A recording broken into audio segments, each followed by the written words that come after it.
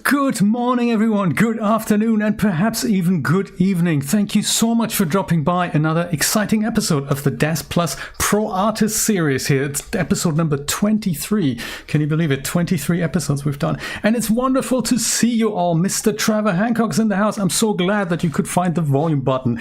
That's just awesome news. Mr. Zero Calvin is in the house. Bob Sater is in the house. Jeff from the south of France is in the house. Dragonade all the way from Canada is in the house. X201. Brash Fink, how's it going? Good to see you. Leo DeGrance is here. The Forgotten Lectures, as always, busy rendering. I love it. Miss Julia is here. Wonderful to see you. And have I forgotten people? I'm sure I have, in which case, please accept my apologies.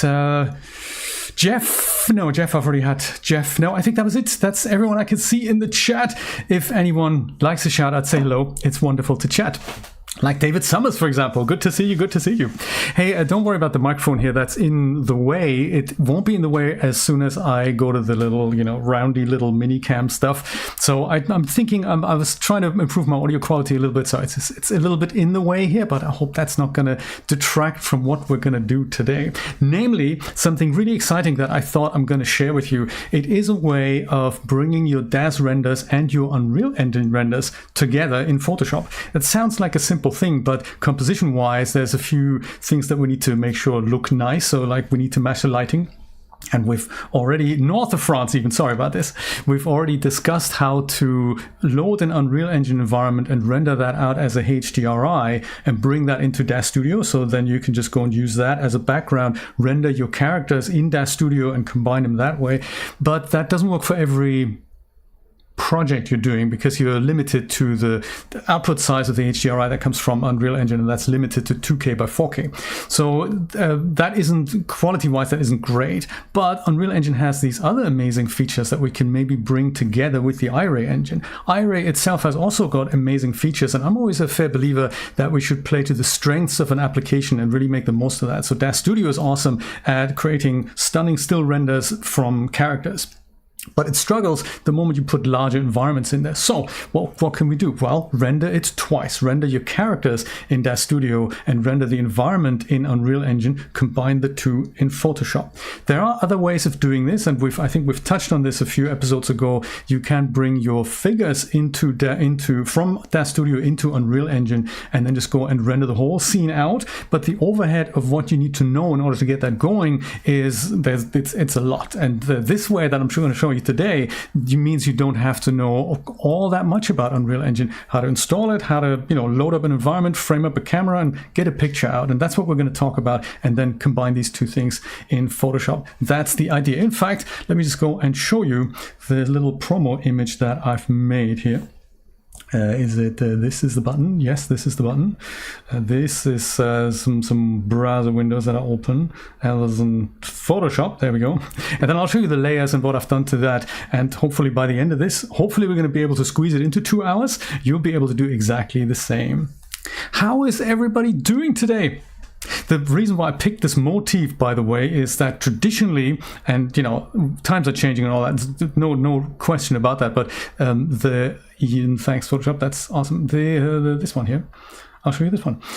Traditionally, on the 29th of January is when women traditionally can propose to men. Usually, like the other 365 days of the year, usually the tradition is that the man proposes to the woman, but on the 29th, that's happening roughly every 4 years, women can propose to men. And I thought this is great. I've picked a pose set here from 3D Sugar that we'll talk about in a moment. Let me go and take the logo away here so that we can see more of this. So the background comes out of Unreal Engine, but it's not a screen grab, it's a proper render. These mannequins here, they also come out of Unreal Engine. This is Quinn, and this back here is Manny. And in fact, we disable that. This is what comes out of Daz Studio. But to make that happen, there's a few other tips and tricks that we're going to talk about. I wanted to match up the characters' feet on the ground. So what we're going to also learn is how to grab things out of Unreal Engine from our reference scene and export them out so that we can import them into Daz Studio and match up our characters. You can transfer the characters themselves, but I don't think we're going to do that because that's just, that's overkill for what we want to do. Then our heroes here, so the background is made up, if I switch off my heroes, the background is made up of two versions of the render. One of them, if I disable this layer mask, is actually depth of field. So this is one that this has got fake depth of field. This is the clean render, and this here is the one that is blurred out. So I've added a blur here with Photoshop, and of course my face is in the way. I'm so sorry about that. And now you can see my layer stack. There we go. So this is the top image here. That is the render without focus. Well, sorry, with deep focus, so to say. And this one here is the one that is slightly blurred with Photoshop, just with a Gaussian blur. So I've applied that. Then we go and add a gradient mask to this. That then goes and essentially shows half the picture out of focus, and then it goes slightly into focus with a gradient. And then to make the foreground elements also appear in focus, we're going to go and draw that mask on there. So I'll show you how to do that. That's one trick. Then with the heroes here, they're straight render from Daz Studio, but they look like this. And I've done this by exporting the HDRI from that scene, from that shot out of Unreal Engine, and then bring it into Daz Studio and adjust the render. I have also added a little bit of a backlight here on Xola. This is one of the new characters here. This is Xola and this is Tara here. And so a little bit of a spotlight here. We'll see that in the composition that it looks just looks a little bit nicer for him. And then this is what that looks like. Added a bit of color correction to that, and then just literally duplicated that whole layer and added something like this. So there's a little bit of a blur here, and I've added screen blending mode here, and then dropped that opacity down, and that's how these characters get that little bit of kind of a lighter. Hello, where were we? There we go. I'll just crank up the opacity here completely and just do this on the drag it down here with a group, and then you can blend these things in and get that nice sort of skin glow skin texture, and then you combine it all and apply as much color correction as you need to the background, and then we're basically there. But I'm hoping we're going to see how to do all of this from scratch. There we go. So if you have any questions, then do let me know. Dang, you're already married. What a shame indeed. What a shame indeed. I am too, but I don't think it's a shame. That is kind of cool. So let's go and start with a bit of prep work with Unreal Engine. Let's get our project ready so that we can then go and work in Daz Studio and match these two things up. Let's do that. I have already. So what I'm going to use here is an environment from Leartis, and it's called this one here, the Cyberpunk Rooftop Market, and that was available recently as part of a nice bundle. Some of these environments, you don't have to use this. By all means, you can use anything you like. There are so many free assets available for Unreal Engine, and they just lend themselves to combine them with Daz content. So I'm going to use this one, and we're going to pick something like a nice little thing. I got it from Gumroad. I didn't get it from the Unreal Engine Marketplace, but Brian's going to totally give you the link in a minute that you can have a look at the promos. It's a fairly large scene. I've just downloaded it, fresh scene. I've opened it, and this is what it looks like. This is an Unreal Engine 5.1. That's just what the Gumroad set came in with. I'm sure the other one from the marketplace comes in for 5.3. So we can pick ourselves a spot anywhere we like. I used something like this because I really dig that environment at the back. But let's dig around and see if we can find something else. Since this is the original download, I would like to create myself a fresh project and just copy that into that.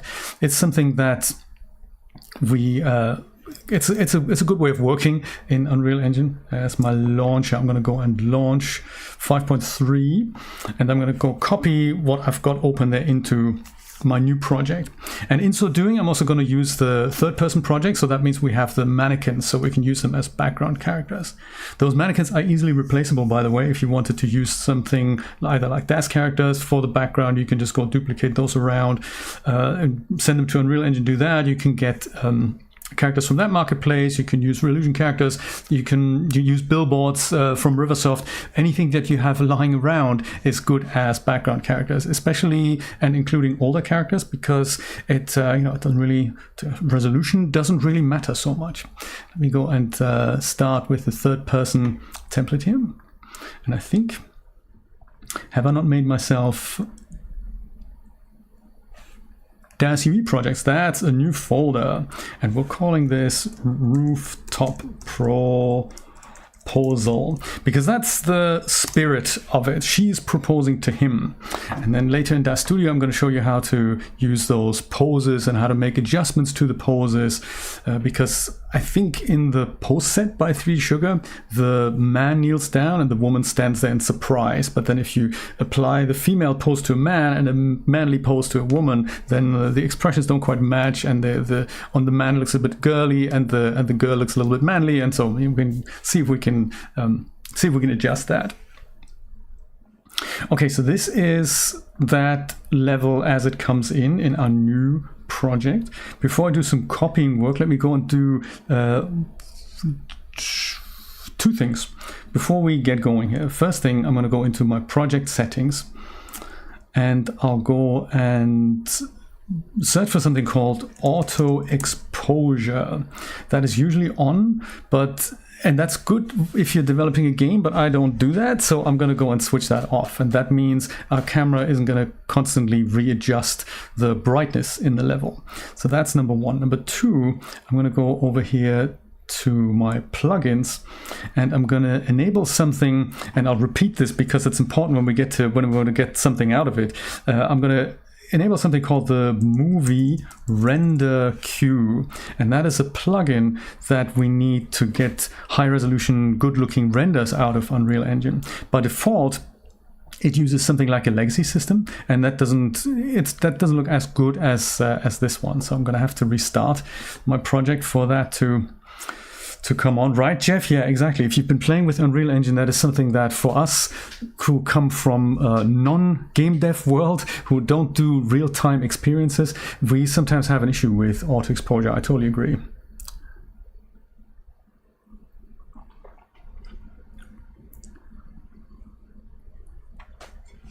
So that's our project as we're going to use it. Here's my movie render queue's already ducked down here. I'm going to go and close that. And now we're going to go and copy that original project into this. And I'm doing that so that I can make changes to this and not destroy my original data. If you buy it from the Unreal Engine marketplace, you don't really have that problem. You can just go ahead and work straight in that project. But because I had it from Gumroad, this is one of those things. I'm going to go and take this whole thing here, right click on it, and say migrate, and then it gives me a list of assets that it knows are in here, which is basically everything. That's what we want. And then I'm going to go and find this is still in my downloads folder here, so I'm going to go and put this into my projects folder, which was here, and this is my project. So in here we'll find something called a content folder, and that is what I need to select, and then this is going to appear in my other project in a couple of minutes, we hope.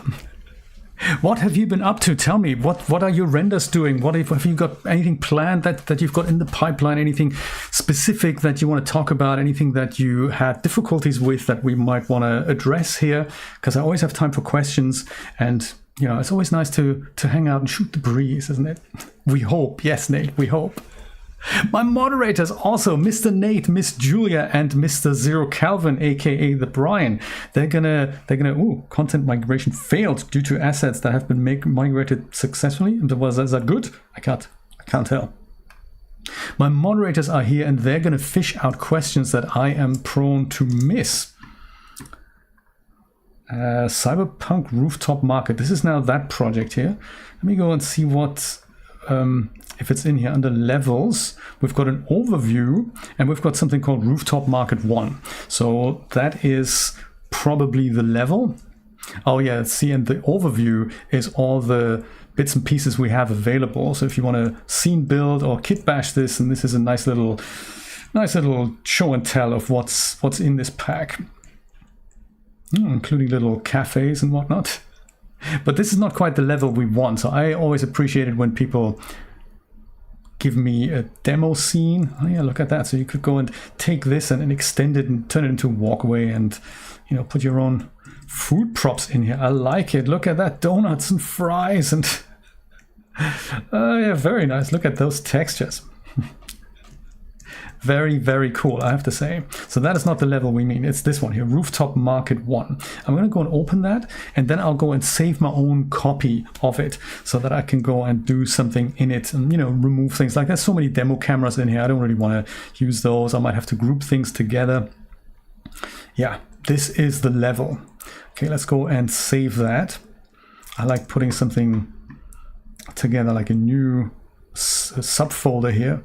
I'll call that one maps. Levels is also fine, and into that go all your scene files, so to say.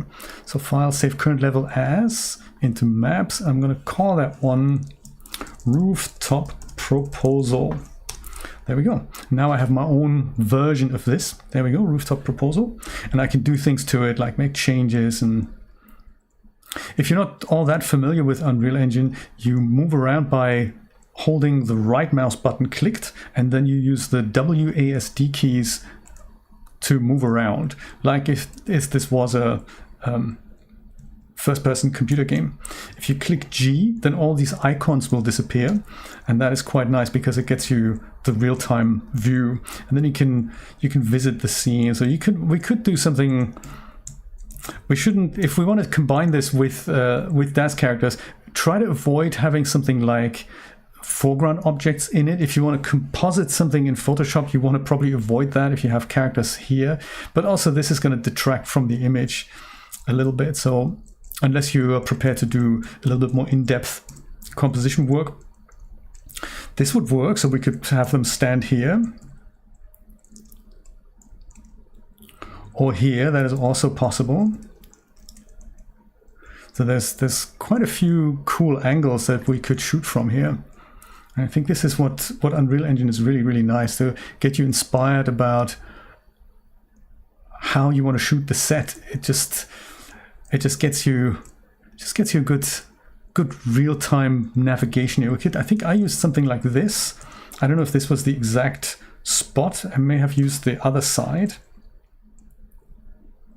We'll see how we go with that. And I think one last thing I want to do is to just prep my level a little bit. So the cameras here, I'm going to go and take all of them out because I don't really want to see them. And I'm going to go and maybe tidy up the set a little bit so they've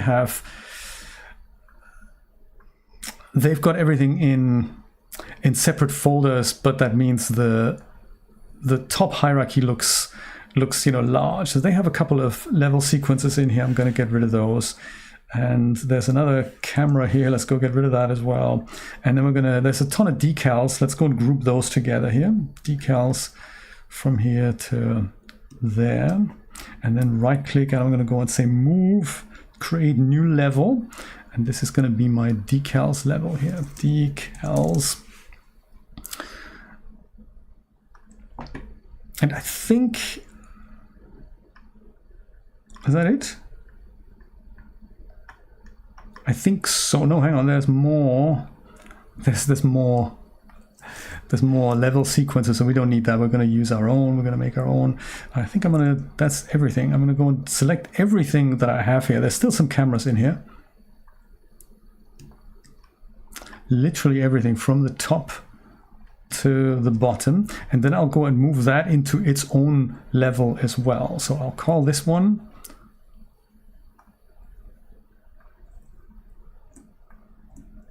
the rooftop set, and I do this so that I can some of it hasn't been copied in there. Cameras I'm going to leave out. Everything else except for lighting, that can go in here. There. So all of that goes in here. Then for me, this is much tidier. So I've got the lighting in one folder. I'm going to have my cameras in another folder, and this is what they've built, and this is what I'm going to save here. There we go.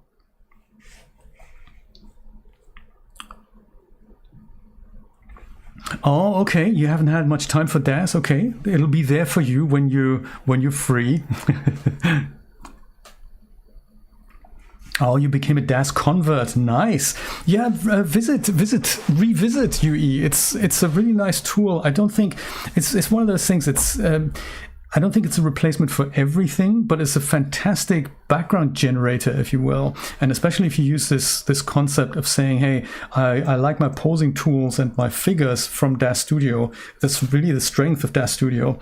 You can try to convert them out, but then you're going to face the problem that inside of Unreal Engine, posing figures isn't all that easy. Like, we're really spoiled in Daz Studio that we have power pose and canned poses and ton of follower clothing. Unreal Engine doesn't even have that concept. There are solutions that people are working on, but for now, follower clothing as such doesn't exist in Unreal Engine.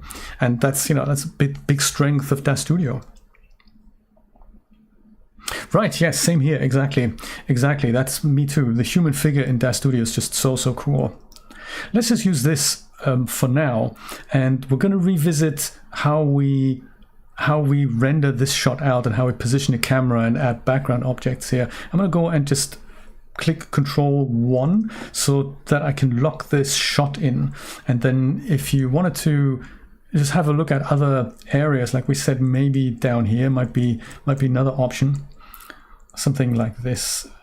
Let's click Control 2, and then you can just click the 1 or 2 to quickly return to these positions and then see if this is something that'll work. So I mean, there's other funky things. We could just use this as a backdrop. That's also great. That's Control 3. That'd be something. There's other nice little nooks and crannies here, like these weird mannequins here.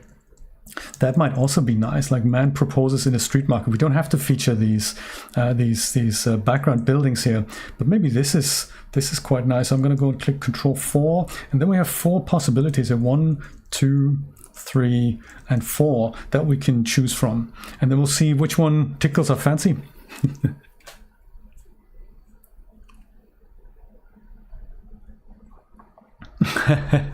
I hear you forgotten lectures. Oh my. How is it going? How's your game project going? Tell me all about it. Well, I'm going to click Control R to switch off the real-time calculations here. This isn't that necessary in this project, but if you had something where there's a ton of particle effects, Control R will really save your computer a lot of background time. So if I go and put this in the background now, I can go and close this down. This is my origin project here, and then we'll go into Daz Studio and match these 2 little scenes up in a moment. First of all, let's go get our figures in and get them dressed up. I've got mine saved out here, but I'm gonna go and show you a few things just to build this from scratch, because if something goes wrong, I have this as a backup. But let's go and do let's get a new scene here and not save that. And this is just a scene set, just in case I do have problems. I can always go back to that. I want to show you some other things that are interesting about the latest beta version of Daz Studio.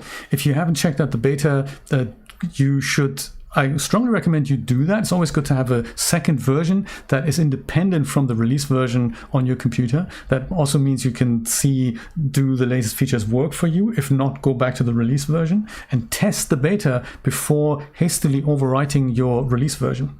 One of those things that I highly recommend. Jay, could you do a separate export of the floor and camera position so that you can line up everything perfectly? Almost, X201, almost. We can't, or well, I don't know of a way to export cameras from Unreal Engine. There might be a way, but I don't know how it works. This is not something I've found out. Cameras, you can make them in Unreal Engine. I'm not sure if you can even import them from other applications. You must do, because I think iClone lets you import cameras, so that must be possible. But I don't know if you can export them. Good question, but we're going to be doing something along those lines with the lighting. So just in case I always work in Filament here in the viewport, but just in case you don't, because you think, yeah, it doesn't look great, give it another shot, because the latest beta has started to implement more refined Filament features. They're not quite there yet, but the team are working on giving us what looks like the possibility to eventually create custom Filament shaders, like we have Iray shaders and 3D Light shaders. It looks like they're gearing up towards a possibility of us getting fully fledged Filament shaders, and I'm excited about that. And the first things we will see in the Filament options, Filament draw options node. There's new options, and I'll show you what they are. Let me go and load in my people here first. I'm going to use Xola. Xola came out with a feminine morph as well as a masculine morph as well as an elder morph. So very, very interesting, multiple characters in one. Kind of an interesting concept of what Daz have started doing there. It gives you, rather than just one character, they give you much more for your money. It's kind of cool. Thank you, Brian. I like it. And I think Xola, what was he wearing again? I can't quite remember. Let's get him dressed up first. He was wearing... Hello, computer. Are we here? This takes a while. There we go. He was wearing... What was he wearing? The gentleman style outfit. That's it. That's what I picked for him. This one's kind of more older gentleman guy. We can also use this one here, the Kwame outfit. Also not bad. But I think this one, it just kind of blended in nicely with the Cyberpunk look and feel. There is actually a Cyberpunk outfit here as well for Genesis 9, so we could use that too. I don't know, I think I'm going to stick with the gentleman's outfit here. Let me do that. The whole outfit. Like a suit indeed, Leo. Yes, indeed. There we go. I like it. I like it, my man. Very good. Just before I put on the hair, I'm going to go and delete my Filament draw options node out of here. And this is what the Filament viewport looks like by default. And I always think with the default HDRI in Daz Studio, this looks a little bit blown out. So I've made myself a scene that loads in every time I load Daz Studio, that dims us down a bit. You can make your own over here under Create, New Filament Draw Options node. And if you do that, you can find, you say accept, and then you find another node in your scene, much like the Environment Options node and the Tone Mapper node here. There, I think they're by default, they're also not there, and you have to create them similarly, and then you can define things like environment options. Environment, that also comes up when you first switch over to Iray, and Unreal Engine, I was going to say Daz Studio puts one in automatically, but the Filament Draw Options node you have to provide manually.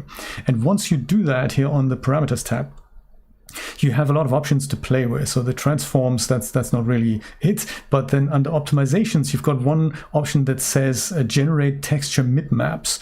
And that's something that game engines use for performance. So mipmaps is a concept in which, if you imagine the regular 4K texture, it will be copied to a new texture, namely the MIP texture, and it'll be halved in size. And then you'll see the first quarter of the square texture. That is that texture reduced.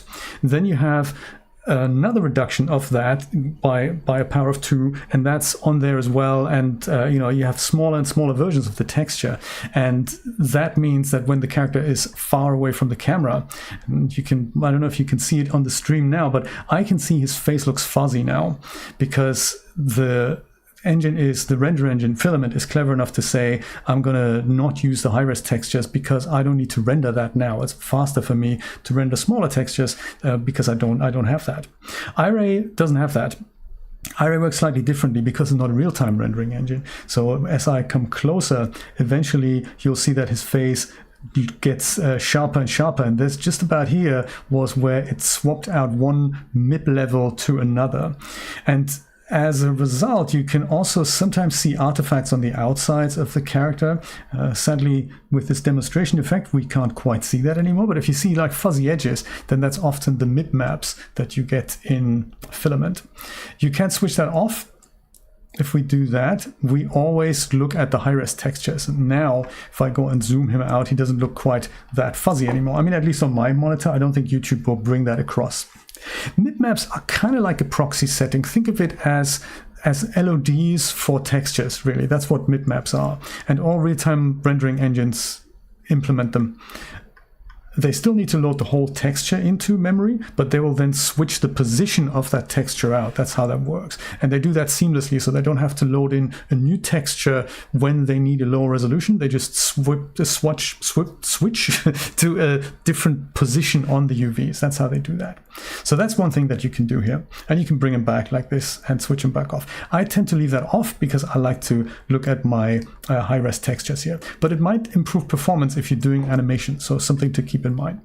There's also a tone mapping section, and this is sort of new now. I think the thing that we had before was just the environments tab. And in it you can scale the lights, so there's a scale value here, and you can scale how Filament interprets these lights between the environment light, scene lights, and the distance lights. We have got none of those at the moment, but the environment light is essentially how the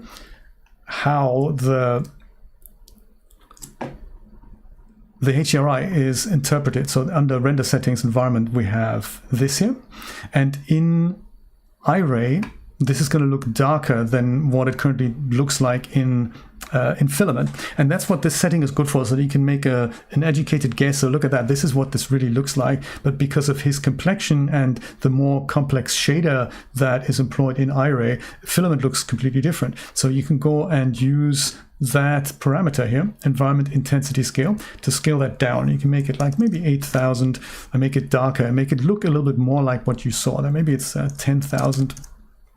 But this is the only thing that we could, whoops, sorry about that, Xola. This is the only thing that we could do up until now. So the cool thing now is, I'm going to go and reset this to what it was before. Under tone mapping, we now have options in the Filament options, draw options node. Under tone mapping mode here, you can switch this from ACES to different things. So watch how the viewport changes as a result. This is linear, and once again looks very, very different. There's also ACES Legacy. That is a bit of a harsher version of ACES. So this is almost more what I see in iRay than this, and I think this is what came out with the first version of Filament. We have Filmic. If you've been looking at Blender 4, you might know what this means. They've also recently switched to Filmic in the Cycles X render engine. Then we have the display range. That is interesting if you ever wanted to have, I don't even know what that does, but it's kind of cool to see this. So if you ever needed proper cool Cyberpunk renders directly out of Daz Studio in real time, this is what you can use. Then there's generic. That is very similar to ACES. And then we have Reinhardt, and that's very similar to linear. But now we have these options, and I have a feeling the moment PAs start making custom Filament shaders, this is going to be an interesting thing to play around with. I'm going to go and switch this back to ACES and have a look at color grading. This is another huge section in which you can have a look at how you would like your image to be graded. A color grading space, we can switch that to linear or to sRGB, and there's a color grading quality and all that. So you can have a lot of interesting things that we'll be able to explore with Filament going forward. So I'm looking forward to the team expanding this. I've only just found out about this feature, and I thought I'd let you know that as well. It's in the latest beta version. Have a play with that. Now back to posing characters. I'm going to go and put Xola to one side, perhaps, and bring in my female character. And I thought we can use Tara for this. To load a second figure, you have to click off the first figure, or Daz Studio is gonna suggest, would you like to replace that figure? I thought Tara is kind of nice. And Merciless is a vampire that's just come out. Where is Tara? Can I not find Tara? Tara. We can also use Van Helsing. I like her as well. Tara, she doesn't have a thumbnail. There we go, Tara. Thank you, Brian.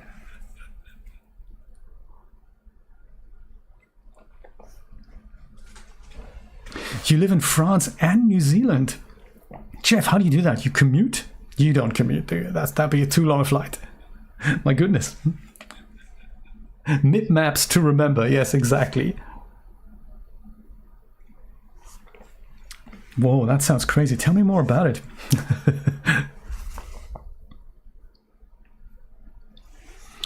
Okay, Tara, I think Tara can wear... What's she gonna wear? Oh, she could have the... We could try the Cyberpunk outfit on her. I don't think I've looked at that. This is D4 Soul's Keep outfit. That's the one I thought we could use. But the Cyberpunk outfit, let's try that. I don't think I've tried that out yet. Tara, oh, runtime, that isn't in here. That's fine. How did that happen?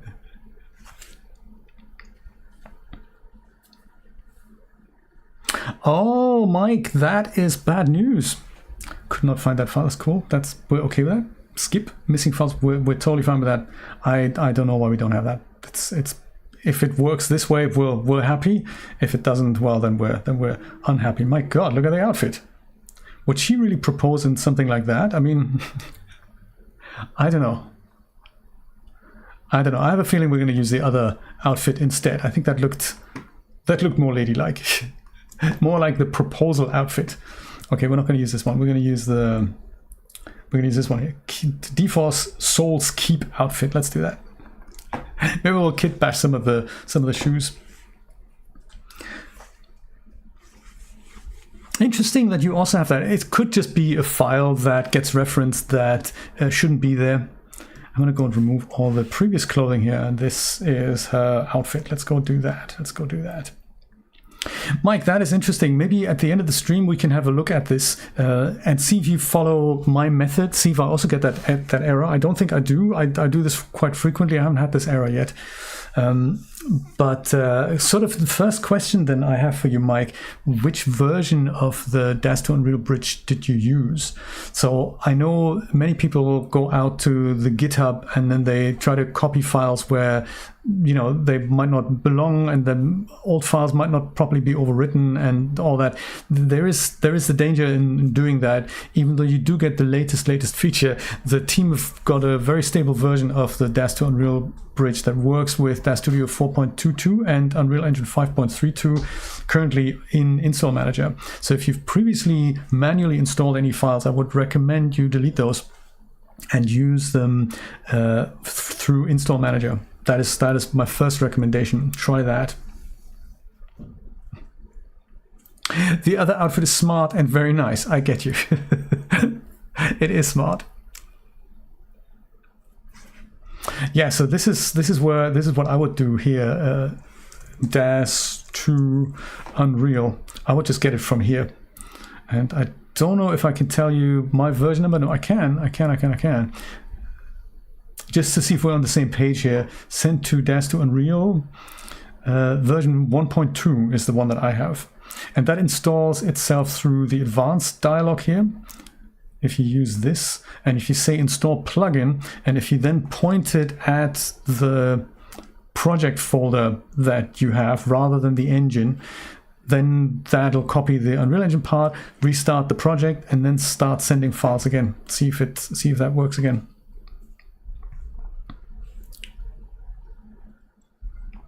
Interesting. For me, it's exactly the opposite way. Forgotten Lectures. I have problems with the GitHub version, and for me, the one that comes with Install Manager, that's the one that works. So interesting. Okay, let's go start posing our people.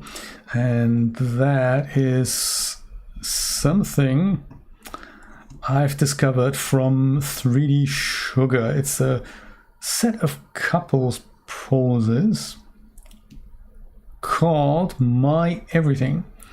That's the one, My Everything couple poses. And the way they come is, this isn't smart content here, if you use by function, then you see all the poses, and expressions, you see all the expressions. And then they're all interacting, and you see these two thumbnails here. So one is for the feminine, one is for the masculine. And what this means is that if you look at that thumbnail, the left one in the thumbnail is the masculine, so that'll be applied to that, the left figure, and then the other one is, you know, the feminine is the one on the right. So we want to reverse those roles, and in so doing, I'm going to go and look for feminine poses first, so therefore we don't see them twice, and I'm going to find the one that's the proposal pose here, this one here. So this is the feminine version. So that is the woman standing up in the thumbnail. So I want the man to stand up because I want the woman to propose to the man. So I'm going to select Xola, double click this, and then we have Xola as the person who's now shocked. But because this was really meant to be used on a woman, we probably need to make some adjustments here. So the first thing I see is obviously the hand on the face. We need to take care of that. We might want to do something different to the hand gesture. And his legs are a little bit closer together. So, you know, manly pose would be slightly wider stance, slightly wider shoulder. So we're going to go and bulk that out and then, you know, fix the hand and see what we can do about the expression in a moment. Then over to Tara here. It'll be almost the same. I'm just now going to look for masculine, and then I'll see the same pose thumbnail, but now that's the masculine pose. So that is going to be the gentleman on the left. If I go and apply that to Tara, whoops, that's actually the wrong pose, isn't it? I meant to use this one here. She's going to kneel down. That's the idea. Oh, it also happens with both figures. So that's good to know, Mike, because that means it would suggest there is something wrong with the installation of your bridge. Then that makes perfect sense. Then, so this is the one I want, and you can see that the expression doesn't quite work because it was supposed to be on a man. This is not how my girl might look at him. So we've got that manly expression still on her. Pose itself is probably okay. There's a bit of poke through that we need to fix on both figures, like this toe here, and I suppose also the elbow. I'm not going to use D-Force here because it's a dual layered image that's going to take us quite a while to do. So I think I'm going to go and leave the suit as it is and just maybe make a small adjustment here on the elbow. I'll go and bring my people slightly closer together here, but that's detail work. I'm going to do that at the end. So maybe, you know, he comes a bit closer to her, and that means the line of sight for her and for him isn't quite correct. So I think he needs to kind of look down a little bit further, and she needs to sort of look up a little bit. And oh, of course, also we need to have the piece de résistance. Of course, we need to have the ring that she is actually proposing with. So let's go and bring that in as well. And that is something that I use from a set called Only Gifts for You. There's all kinds of exciting bits and pieces in here, like a wedding cake. Don't get fooled by the little thumbnails here. Those are just default colors. They're not really the texture. So I'm going to use this one here, the feminine ring box, masculine ring box. It's the masculine ring box that we need, isn't it? There we go. That is here. Let's go and put that into place. Don't know if the scale is correct, but we'll see that a little bit later. And posing like this, you can spend a ton of time with, and forgive me if I rush through this because it's really about other things here, just to get the principle down, how you might put these things together. I'm sure you're all too familiar with posing. I'm going to go put the box into position until I'm almost happy, and then I go to work on the fingers.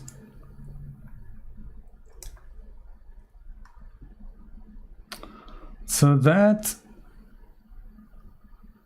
could work. In principle, maybe just move it around a little like this.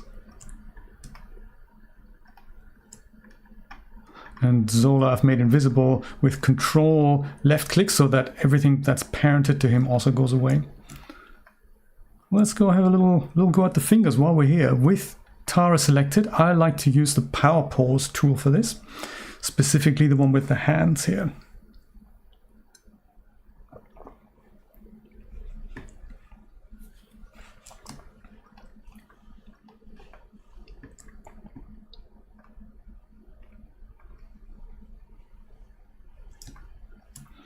And I like this this trackball here. sometimes when it works. It's trying to adjust based on how you look at the scene, which is nice. So if you look at it from here and I go and move this trackball to the right, then the thumb goes to the right. But if I go and look at it, if there's no rotational locks in there. But if I look at it from here and I go put it to the right, then the thumb goes to the right if it can from here. So that makes adjustments really nice and easy. So that's that. Maybe the ring finger can kind of hold the box up a little bit here. Like so. Then this finger here.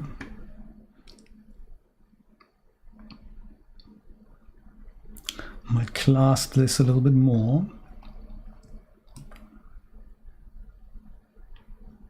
Good with that. The bottom two I'm happy with. Other hand.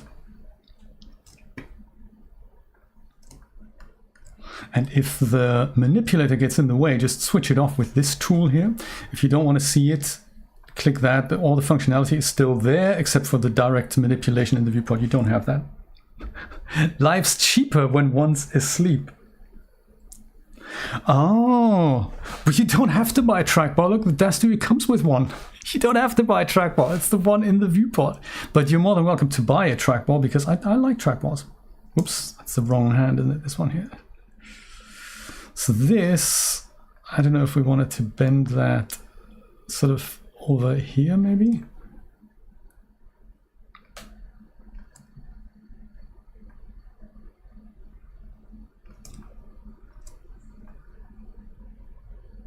Probably it's more natural if we do that. Thankfully, we don't see this this side so much.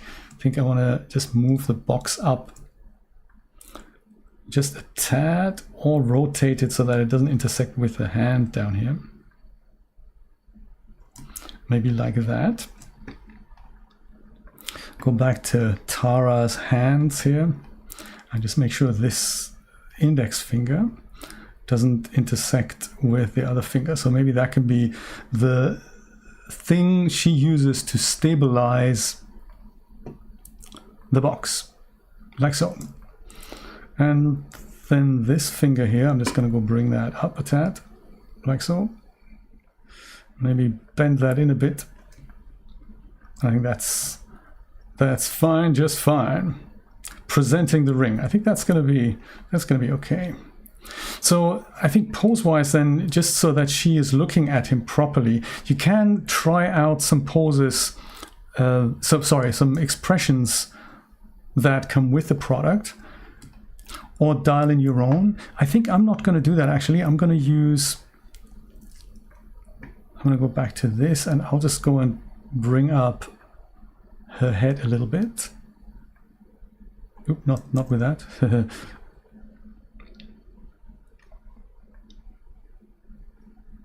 There, just so that she looks up at him, at his eyes more. I think that's all I want to do on the head. I think on the face, let me go and make him invisible again. So Xola, control left click on the eyeball icon so that he disappears completely. On the face, I think I'm going to go and craft my own expression, like really, really quickly, with more or less with what we have here, just to make it a little less manly. So in power pose, we have this thing that lets us, in fact, let me go put this down here. Can I do that? I just want to split that pane so that I can show you now. I can't do that. What a shame. I'm going to go and switch over this from this here. This, if you're in power pose and you click on the head, you have the head rig expose. So here you can also make adjustments to the figure, or you can make adjustments to the eyes here, like this, and also to certain facial muscles.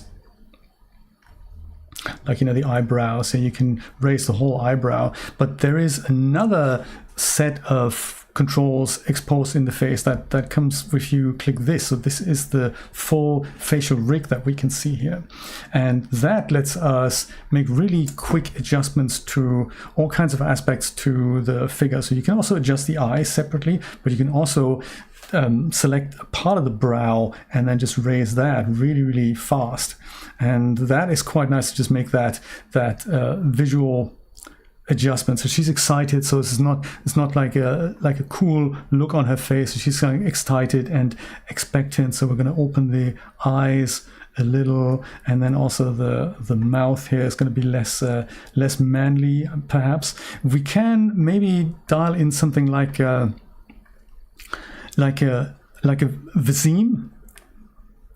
Let's do that with parameters. Pose tools, head, and then Vizimes. So some of them are already dialed up. I might go and reset them. Alt left click and drag, Alt left click on them, and then maybe we'll try something like an "Would you marry me?" Something like that. Would you marry me? That's an idea. Or you can try would you marry me? Depends on, you know, what she's saying at that point. Maybe we'll go and make the max value like say 500. Being very careful with that. Mix a couple of these together. Would you marry me? I can see her saying that. That's quite nice.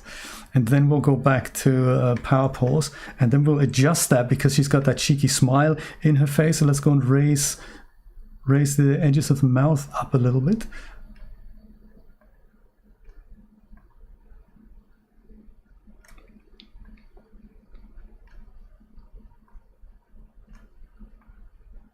And like they do with cartoon figures, usually the whole face speaks with that. So if you have something like you smile, your eyes smile, the nose smiles, everything smiles. So see how we can accentuate that. I think there's also additional bits and pieces. I think there's a J-Wolf product that just came out. J-Wolf makes expressions for these sort of characters. Let's try what I want to make sure the eyes point both at him without screwing them up, of course. That might be better with the facial rig here, or with the head rig, I should say. And I think there's some additional morphs that he's made that can help us do that. So let's say we're happy that way. If we're not, I think maybe she could be smiling on top of what she's already doing. Let's see if we can add a smile here. Expression. She could be excited. Let's see if we can add that. Maybe now the mouth is a little bit too much. Maybe she's just a little bit happy on top of that.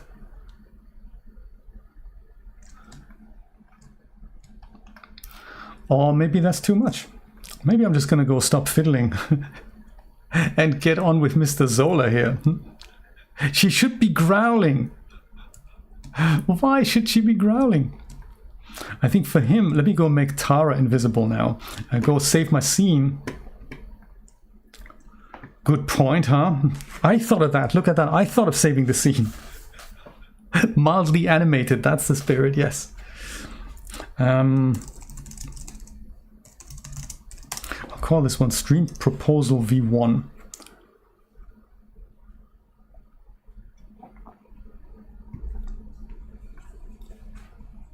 So stance, I think, is the first thing that we need to correct.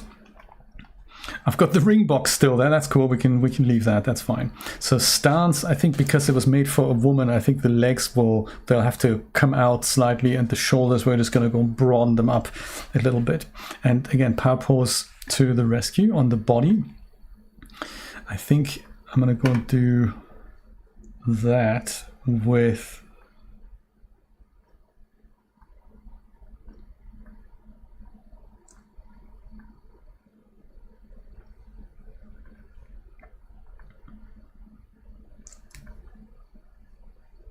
that's more the man. We're going to deal with the feet independently, and I think then the next glaring obvious thing, let's do the shoulders, and then we'll do the hands here.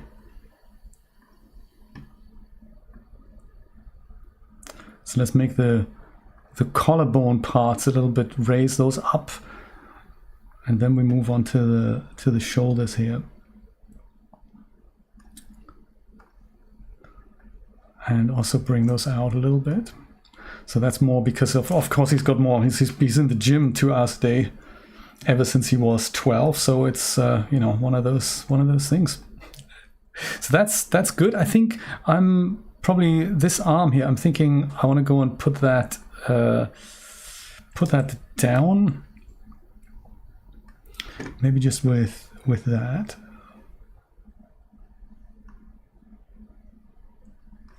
And then spread the hand out like this. And this one we just want to keep that character, but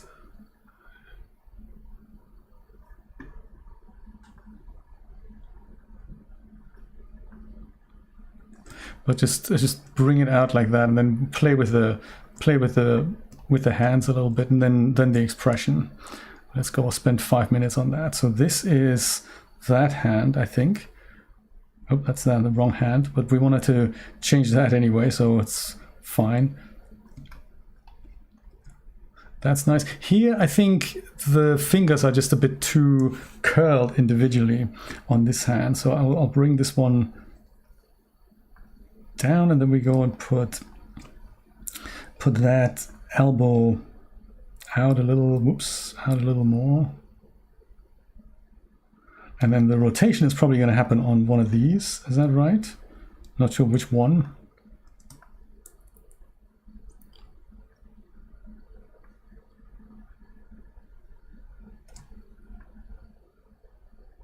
That's X on that rotation on that joint. Okay, cool.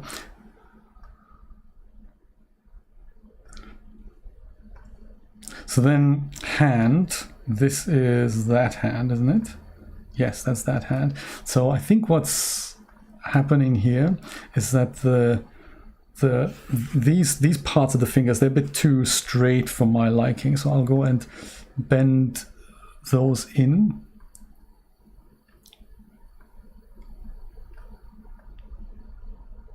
And then I can use the whole hand controller, and then that hand is that's just gonna look a little bit more natural.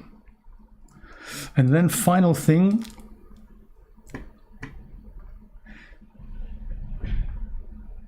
spread that finger out a little bit.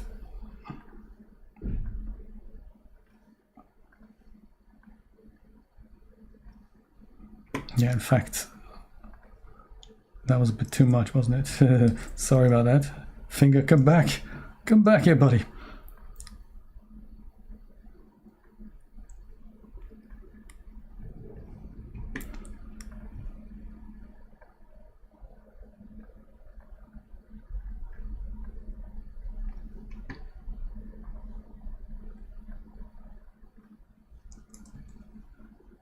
So this one gives me a little bit of trouble here. He wants to, there we go. I think that'll work.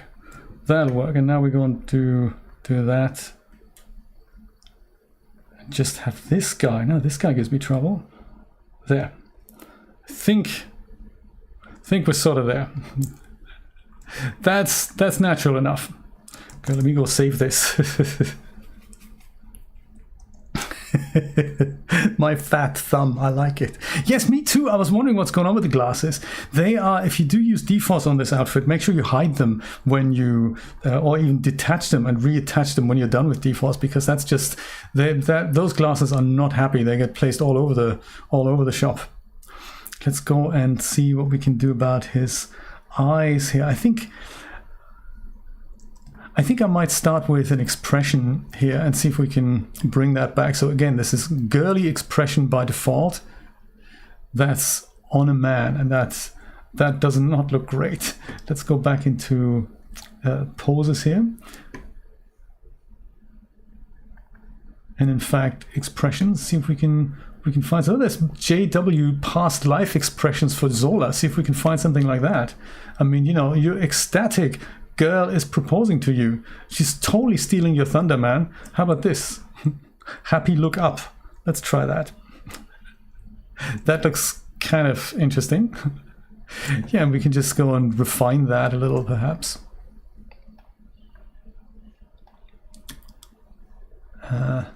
if you want to make power pose work, you have to select the top part of the figure, not the head. It has to be the top of the figure. Let's see, with the facial rig, can we just go and open his mouth? That's nice.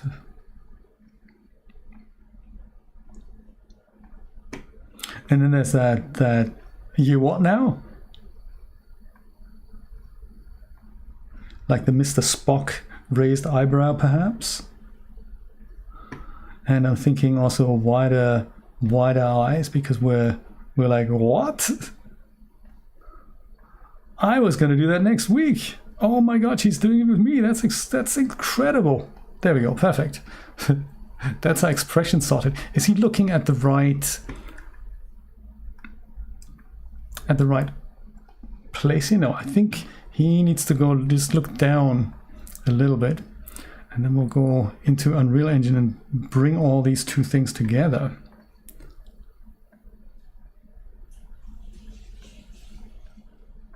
When you make adjustments to the head, remember there are more than one bone in the head. So there's the head, there's the neck 1 and neck 2, and same with the spine. If you want a figure to bend, remember there's all these spine bones, and you need to bend each of them a little bit. Same within the fingers. Oh, speaking of the fingers, that doesn't look great here, does it? We need to address that.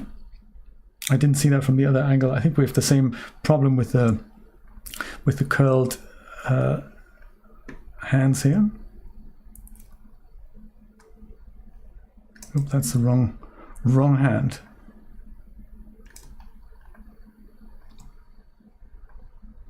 Yeah, so when we move as humans, then we don't just move one vertebrae. We move them all at the same time, bit by bit, and that's how our 3D figures also need to work. Oh, need to move. Okay, let's leave that there. Save it. Put some hair on. Lock in a camera angle, and then envision where that might be in our Unreal Engine scene. And then we'll start bringing out the HDRI from that position and bring it into Daz Studio so that we can render out the characters in sort of the same spot.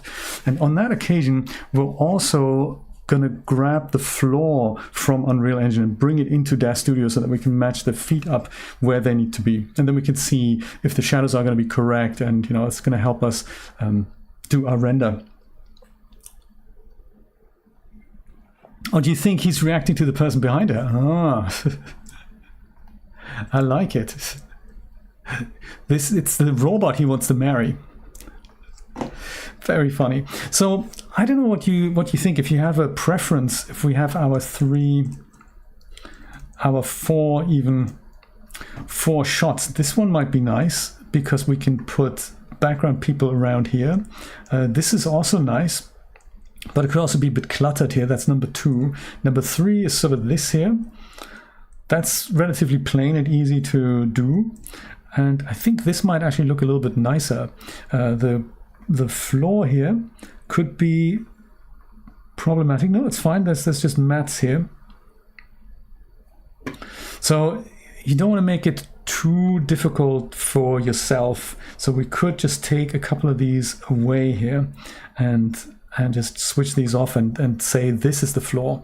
I think that might be easier. These planes here, we can go move them as well. So maybe this is kind of nice.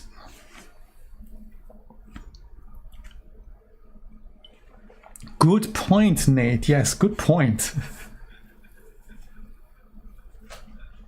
Yeah, obviously, you know, spend as long posing as you feel necessary. I always spend way too much posing because I'm never quite happy about what I'm looking at. So let's say we're going to use this as one of our points that we want to export into Daz Studio. So the first thing that we want is probably match the lighting mood. If you don't want to make any changes to the lighting here, let's match this lighting mood here. I'm going to go and save this. Control 5. This is my 5th picture here, just so that I can get that out. The first thing to get this light mood rendered in Daz Studio is I'm going to render out of this HDRI that we talked about last time. And that happens with the scene capture cube. You can just search for that. When you drag that in, you can move it into the position of where your camera is gonna sort of be. So in our case, that's kind of here, a little bit further, whoops, a little bit further down. I'm gonna switch off snapping here. So around about here, doesn't have to be super accurate, but we're sort of in the ballpark. Let me see. Yeah, this is exactly sort of where our camera is going to be. So maybe it's going to be slightly lower, but you know, you get the idea. This is where that is, and that thing is where now? It is here, scene capture cube, and with that selected, I can go over here onto the, well, actually, first of all, I'm going to go and rename that scene capture cube. I'm going to go and call that one HDRI camera, just so that I know what that is. I will delete it in a moment because currently our viewport is relatively fluid still, but the moment we go and turn this into an actual texture under here in the scene capture texture target, if I go and make this a cube render target, for which I need to specify a location, so I'm going to make myself a new folder called cinematics, because I think that's a good place for that. I'll call this one HDRI target. Oops, target. And when I do that, you will notice that now it's not so easy to move my viewport around anymore. And that's fine because this thing tries to render a spherical image time and time again. So I'll go and open my content browser and double click on this so that I can have a look at this. This is what it looks like. And I want to increase the size here. So the maximum size is I think you can type in something large enough, but it'll only ever go to 2048. So that's 2048 high and then 4096 wide. So that is our HDRI. And that's okay. We can use this and save it and close it. And from here, close it. There we go, close it. From here, we can now go and turn this into a static texture so that we don't have to render this live. We can go and right click on this and say create static texture. That's going to be another file. And I'm going to call that one HDRI Cyber 1, just so that we know where that is. Or should I call it Cyber 5? Let me go call it Cyber 5 because that corresponds to my key on the keyboard. Yes, it's an important tech word, the thing. Now I can go and delete my HDRI cam again because I'm done with it, and then my viewport performance is back. So if you're working with those, position it in multiple places, render out all the HDRIs that you want, and then bring it back. Then that gets you several HDRI targets here, several HDRI texture cubes, and this is the thing that we can tell Daz Studio that we want to use. So right click on that and say Asset Actions, Export, and I don't think I have a folder for that. No, I do. I've got this one here. That was the one I did in preparation. Maybe I'm going to go make a new one and call that Rooftop Stream. And in here, I'm going to go make myself another folder, just in case we have others, HDRIs. And that is where I'm going to go and put this. So Cyber 5, the format we need to change to HDR because that's what Daz Studio understands. And that is that. Let's see if we are correct. So on our render settings tab, if you don't have the environment options node, create yourself one, or quickly switch to iRay and then back. I'll go and replace that.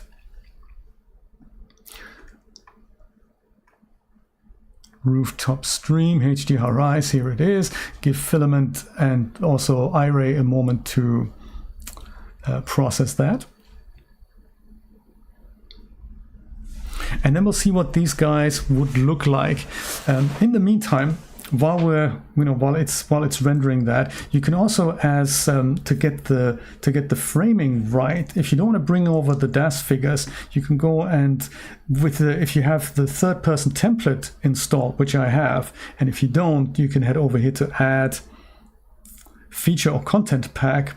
Under content, you can just go and, under blueprint, you can just add the third person material in there. That gives you access to the mani materials and the skeletons. So they're now under characters, mannequins, meshes, and here's SK Mani and SKM Quinn. So if we go and drag her in, that gives us a scale reference. So if we go and frame up our camera in a moment, we know what just roughly where that's going to be. So like our camera probably wants to frame up something like this, or maybe something wider. It's just a size reference. So we're gonna replace those in 2D in the render, but it's nice to have that sort of visual reference. That really needs an autosave. I think, isn't there a plugin that you can get that does that? Okay, let me go and draw the dome. And that's what it looks like right now. So first thing, that isn't quite as strong as we wanted. So let's go and crank up the environment intensity to sort of like 10. That might be a bit too much. But also, it doesn't really look like it doesn't have the right size. And that is something we can only have a look at in iRay. So let's switch over to iRay and see what the iRay viewport looks like.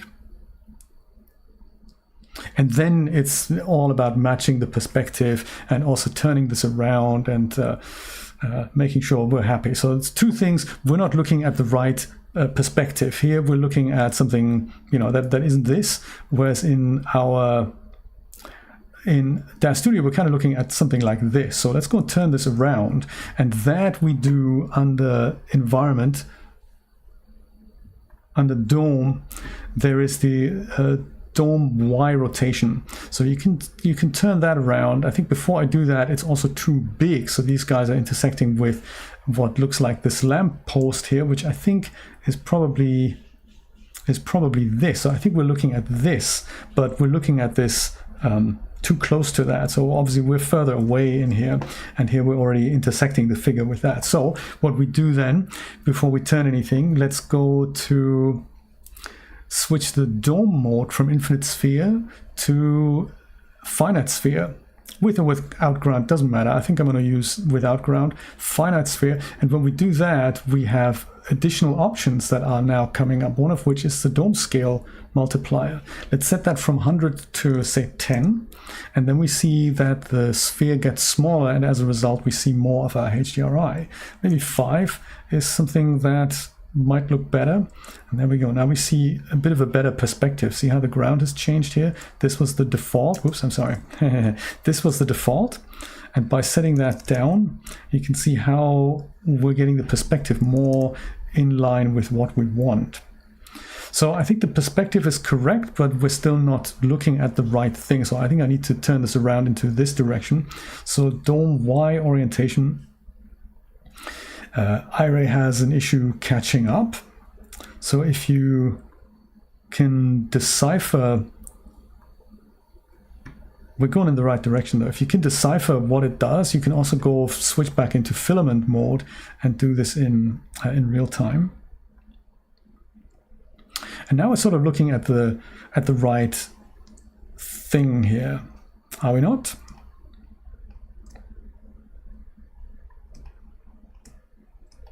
Almost, like not entirely, but we're sort of getting there. You can also move the camera, but I think I think we're sort of getting there. We're a little bit too strong here. I think maybe 8 is probably better for the background, but it's really only about how does the light reflect on the character. So for that, if we just looking at the background correctly, you can switch draw dome off and just make give it a judgment of what your characters look like right now. So intensity, I'm thinking we probably need something like 30 or something like 20. That's probably going to get us a good enough look. So we see all the light reflecting in them and in their clothing. So it's the same kind of light mood, which is good.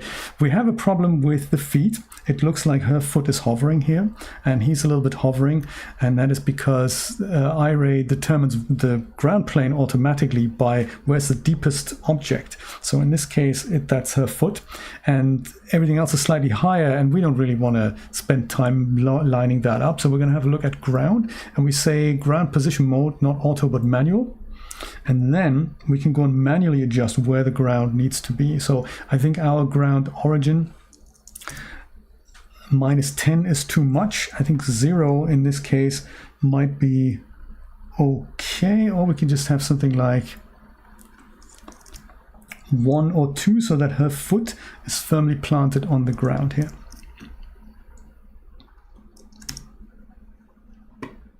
I think this is okay. I'm just going to go and bring this foot down a little bit, and I think then we're good because none of the other things have that sort of problem. Like his feet are good.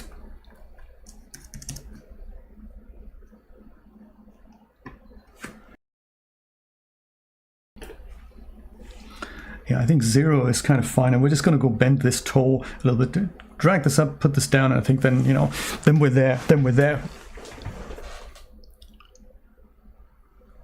They've knocked off their socks, yes.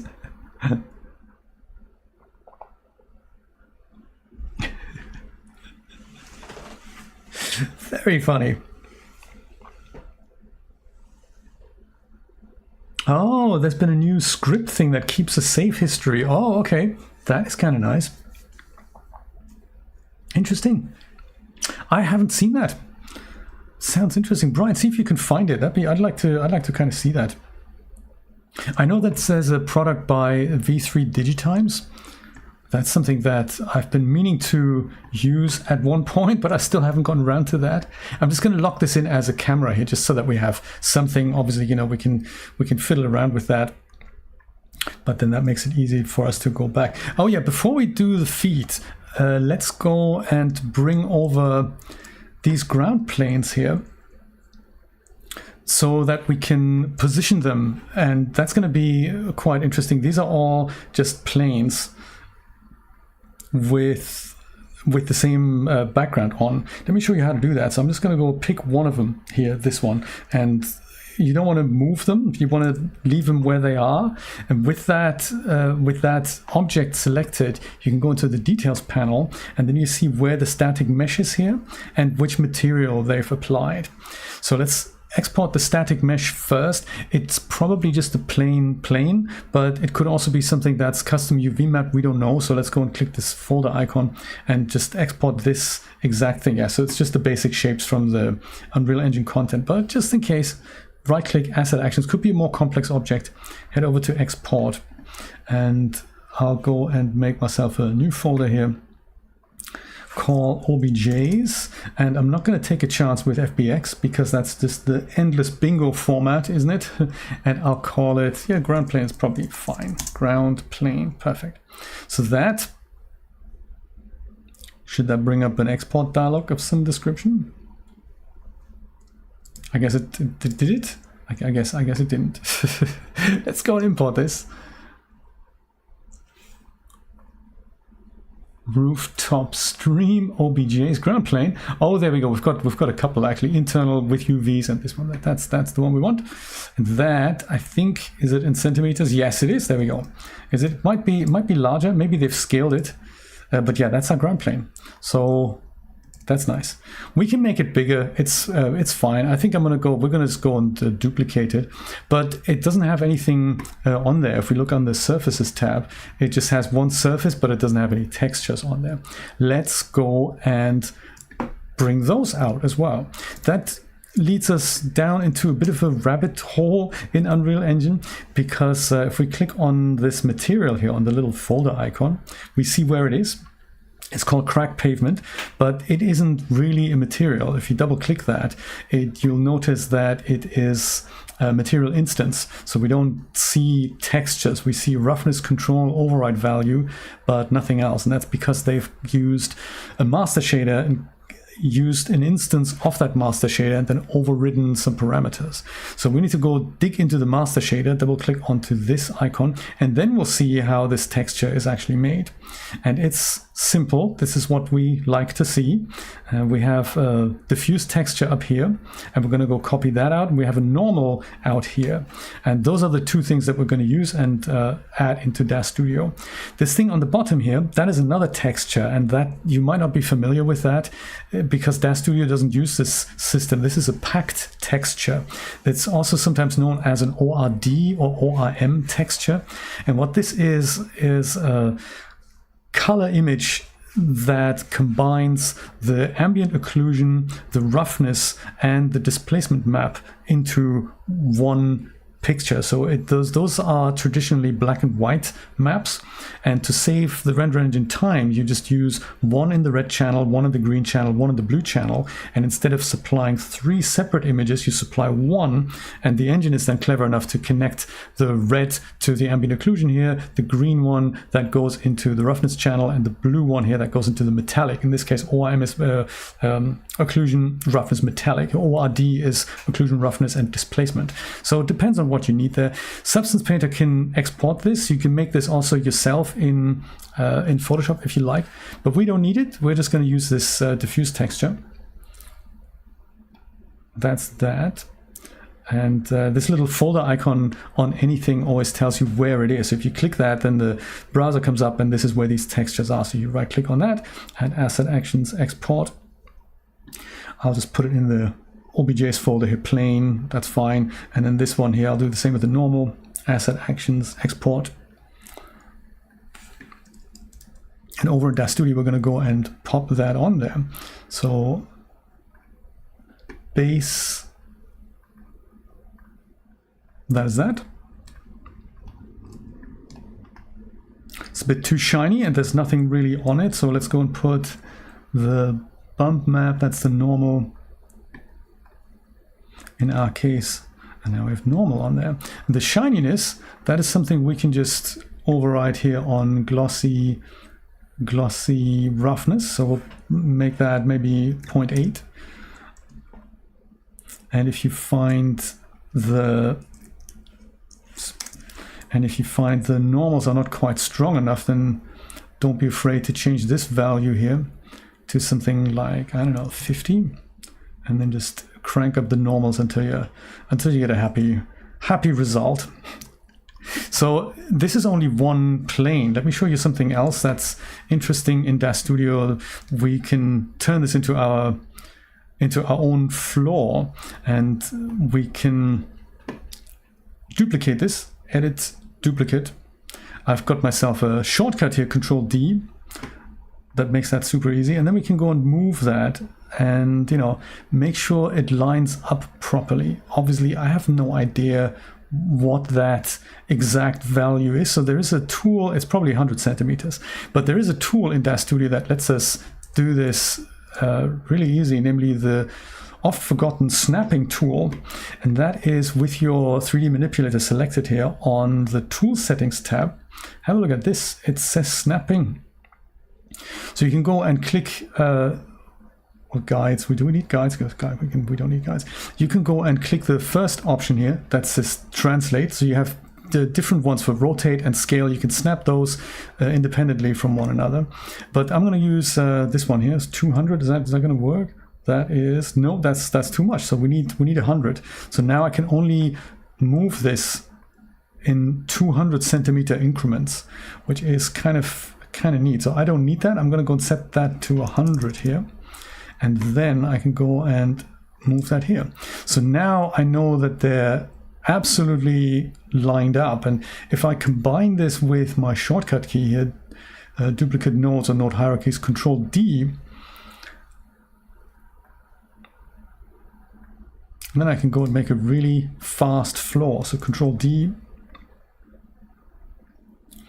and just keep going. That's, you know, that's neat. And I think many people didn't know that Daz Studio had a snapping tool. As for scene building, it's just so easy. And then, you know, means you get things done a lot faster. So I don't know if we need that much floor, because it's just a visualization in our case, but it's just nevertheless kind of exciting. And you can, you know, copy more pieces as well if you want. But yeah, it's just nice to use these tools. Also, once you're done with it, don't forget to switch it off again, because if you do the... Oh, I didn't copy that, did I? If you leave that on, and next time you want to make a pose adjustment, that's going to be problematic, because snapping, that is for everything. So if you now select the figure and you leave snapping on, it goes and just, you know, and save. Good idea. Yes, thank you, Jeff. I appreciate that. The cool thing about this is if you use this feature a lot and you don't want to constantly go into the tool settings and switch this on and off, the separate tools here, this is the combined one, this is rotate, this is translating, this is scale, they all save their own snapping settings. So if I didn't want my universal one to have snapping on, I don't switch it on here, but I could go to the translate one and then go and enable snapping here. So I can go and say enable, make that 100, and then if I switch to this tool, I'll just move it up and down because you can see that better.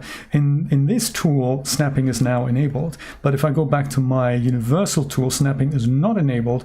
And that now gives me best of both worlds. If I switch between these things a lot, then, you know, that's another funky thing to remember. So now we can do a bit of, you know, foot posing here, because we have the authentic ground and we can see if we... you know, if this is something we like. So let's go and put, well, these two things, these can all go together, I guess. Edit, oh, sorry, create group. And I'll call that one ground. And then they're all in there. Ground, perfect. Okay, so that foot needs to come down.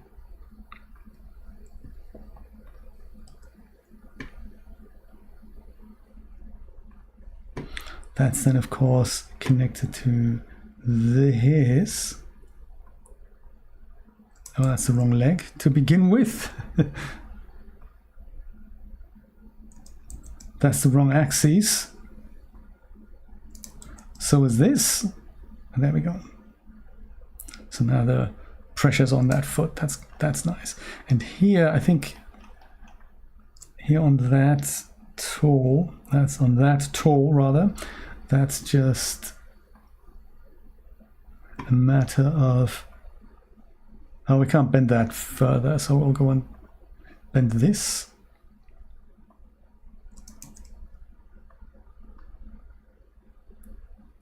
Bend that. That should do the trick. And then his feet, well, I think we're gonna be just fine. Let's see if we can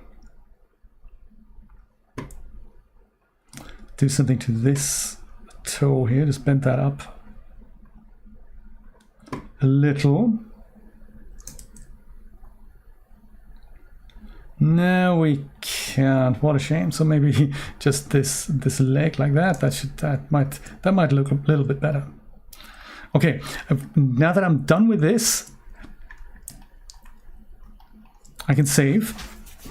Matthew, how's it going? Good to see you, buddy. Thank you for joining. Oh, forgot indeed, yes. Yes, indeed. Did you guys ask me any questions? Dual layered image deforce. Can you expand on that at some stage? Oh, dual layered. I know what you mean. I know dual layered. What I meant by that was in this particular outfit. Thank you for bringing that up, Jeff. Good point. In this particular outfit, you have a jacket that's deforce, but you also likely have a shirt that is deforce. And if you deforce those things on top of one another together, that might be problematic. So what I suggest is that you take the jacket off and then deforce the undershirt first, and then freeze that, then make the jacket visible again, and then go and deforce that as a second pass. If you do these things together, then deforce is going to have a really hard time. Marvelous Designer is the same. If you have two things that are simulating on top of one another, that's sometimes a recipe for disaster. Let me go pour myself another cup of coffee. Do you know, yes, in the first part, Matthew, just to recap what we did there, I set up the Unreal Engine environment with the level, and now we're basically about to go and bring these two things together and render out from Unreal Engine and then composite in Photoshop. So you've actually joined at the right time. Up until now, it's basically prep work. Now comes the heavy lifting here. So we've set up a camera that we thought might look good like this, and I think it might. So let's see if we can get a quick render out of this, and then match that with the render from Unreal Engine in Photoshop, and then we're gonna go and fine-tune the scene. So let's see. I think we want this to be, let's say we want this to be 16:9, just as a YouTube thumbnail type format. Let's make it landscape. Then the first thing I'll do is go over, switch it from here to something like Full HD. 1080 is fine for now, and I'll go and switch on my aspect frame here. And since they're hero characters, I want to go and zoom in a little bit more, but I want to make sure I don't cut off any of the shadows. So the ground plane here, that's going to come from Unreal Engine, so we can just go and make that invisible. We don't need to really see that here. And if you do that, Iray of course isn't going to catch up. So let's go and do that, switch back over, then switch into Iray. It's programmatically the only way to teach Iray here. There's been a change in the scene. If you do this and you don't see a live preview, it's not Daz Studio's fault, it's an Iray thing. So that's the reason behind that. And we can see all these nice shadows here. I want to make sure I don't want to cut them off. I mean, they do all cut off at one point here. So I might go and do some softening here in Photoshop. It kind of depends on how wide we want to frame this up. Maybe it's something like this. Right, let me just go and keep that in mind. So then back in Unreal Engine, let's go and position a camera that we also match up with that. So we've got our two stand-ins here. And if you're not familiar with how to set up cameras in Unreal Engine, let me show you. It's a little involved, but we're going to get that together. So here's our two friends. The first thing we need to lock all these values in is something similar to a timeline object, so that Unreal Engine can remember what actors where. So we do that by heading over here to this thing, drop down, add level sequence. That's essentially just creating a timeline object. I want to put that into our cinematics folder. I'll call this SQ rooftop, perhaps. This is going to be our master sequence, in which, if this was an animation, this is where we do all the master animation work. You can also reference other sequences and cue them at particular points if you like, but we're not going to do that. We're just going to have this one, and that's going to hold our camera. So cameras, they can be created directly from the timeline object here, and by clicking this little button here, create a camera. And when you do that, it uses a camera in the same spot that we've just looked at with the perspective view, but it uses a different focal length, which is why this doesn't actually look like what we've just looked at.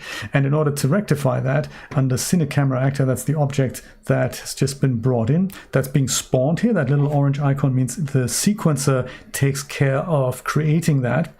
So case in point here, if I go and close my sequencer down, I lose the camera. The camera is no longer in here. I still have this, which is my sequence, and I can go, it's part of the level, so I can go and bring it back under the details tab by going into open level sequence. And here is my camera now, and if I click on this, then I go and see that this is the position, and I also see that there's that camera object. So this means that the sequencer actually spawns it when it needs it. So with the camera selected, you can either go to the details panel or make the change right here. Current focal length is 35. That's the default. If you change that to somewhere between 18 and 15, you get what you saw in the viewport. I think 15 is more accurate. And then you've got these two camera icons, and I thought that was terribly confusing. You've got this one here, which means preview here what we see on the camera cuts track. So you could have multiple cameras and you can switch between them with the cuts track. But then you also have this other camera here, which is this one. If you click on that, then you see that we're piloting this camera.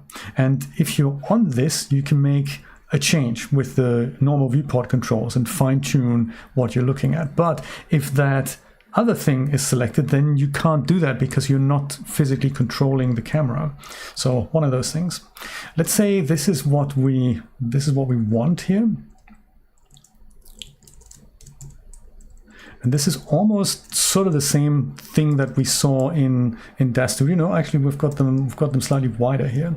So two options then. You can either move the camera dolly out if you like, or you can go and make it even shorter, like a 12mm, or even something even shorter. And if you do that, you'll see that the perspective of these guys is going to change, but you're also going to cram in a lot more of the background. So if that is what you want to see, that might not be bad. So we could try something like this, although 8 is a little bit short. At least what's about 12? Yeah, no, I think let's try it with 8. Let's try it with 8. This might actually be a nice look here. So if we do this and we match that up with that in Photoshop, that might look rather cool. So there's still finishing touches that we need to do, but I think this is going to be a nice start here. Okay, then to render this out, to get a suitable high-res image of the Unreal Engine thing that we're going to look at, the best thing to do is to use the movie render queue and render this out. We only need one frame, but it's actually easier to render like 10 and we'll do that by saying, hey, maybe I'll go to frame 10. That's going to be enough. I'm going to go and change my sequence range to something like this, which is just 10 frames now. Unreal Engine has a quirk. When you render these frames out, you might see that the first couple of frames don't look great. And that's because the camera cuts track ideally needs to start a little bit before it renders things out. So if you just drag that out a few frames, the first frame is going to look suitable. So that's one thing. Then the next thing is that we want to make sure in the camera cuts track, this is the camera that we're selecting, another important aspect. And then we want to make sure we render this out. This is how we do this. There's this icon here that says render this movie to a video or image sequence. Because we've already installed the movie render queue, I have two options. But if you didn't do that, you're only going to get this option here, the legacy version. And when you then click on this, you get this dialog. And that doesn't have a lot of options. You can still render out an image sequence. You can change this to PNG here, but the quality isn't fantastic. So to make it comparable to what we're used to from Blender Eevee, you should really use the movie render queue, which is up here. So switch over to that, then click that button, and then another scary window opens. And this now lets us specify all kinds of things that we want to save. This here is, in fact, the queue. You can go and dock that down here. Then it's next to the sequencer. This is the whole queue. You can queue up a bunch of renders that you can let Unreal Engine work on, or let a remote engine work on, or like a remote instance work on. But in order to specify what gets rendered out, we need to click this here, unsaved config. And here we say, do we want to render out as JPEG? Deferred rendering, that's what we're using. That's the real-time render engine. And we have output. Those are the three things that are predefined. And with settings, we can add to it. But for now, under output here, we're going to go under output directory and give it a location to where we want that stuff to be saved. And in our case, it's rooftop stream. And we're going to say renders. That's where that can go. Hit select, and now it'll go and output this into that folder, the 10 frames that we've decided we're going to render. We can also on this occasion change the output resolution. So if we wanted to have that 4K, we just type in ×2 at the back of this, ×2, and then we're going to make ourselves 4K pictures, which it's going to be great. There's other things that we can do. Technically, JPEG has compression, so we don't really want that. Let's switch that off, and under settings, let's enable PNG or even EXR if you like. I think PNG is going to be good for us. Now we render PNG instead of JPEGs. We don't need the alpha, so save ourselves some space there.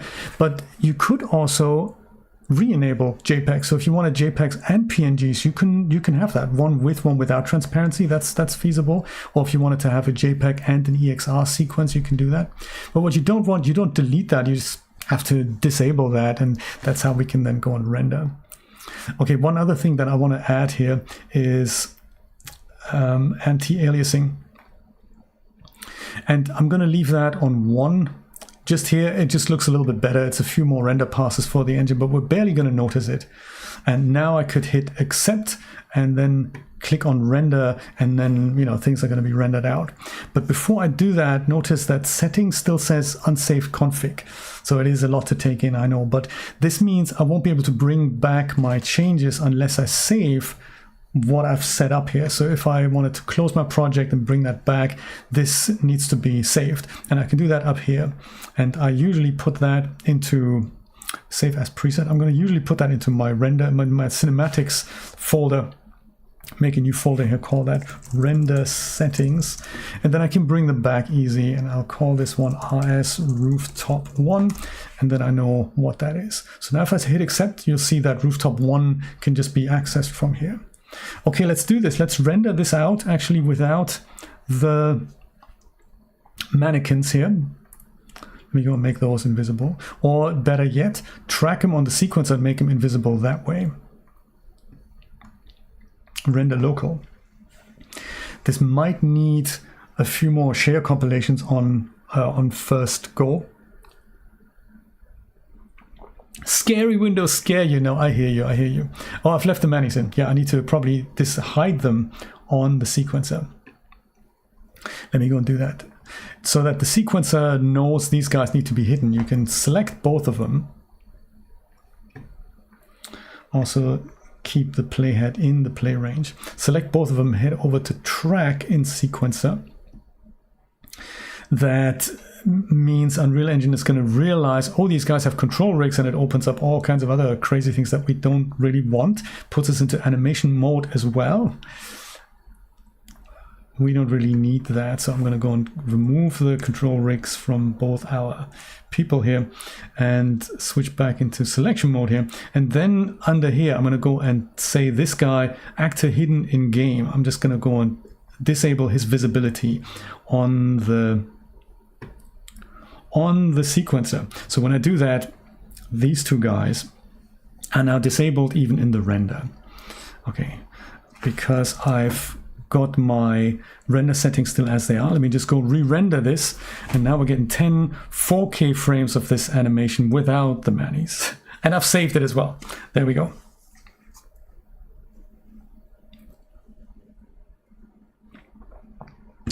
Okay, this is good. Now I need to render this viewport out. Maybe the perspective isn't quite correct. Let me just go and do this. Let me go switch off iRay, and while we're doing this in 4K, let me go and do this also with 1,000 iterations. I'm going to switch off my render quality. I might, just to improve the result, I might go and switch on spectral rendering. I might go and do this in natural colors, and I'm going to do this in 4K also. So that's here under 4K. Now we have the same image format. And let me go and quickly render that. While we're all waiting for that to happen, I'm going to nip to the bathroom. I'll be back in 2 seconds. Don't go anywhere.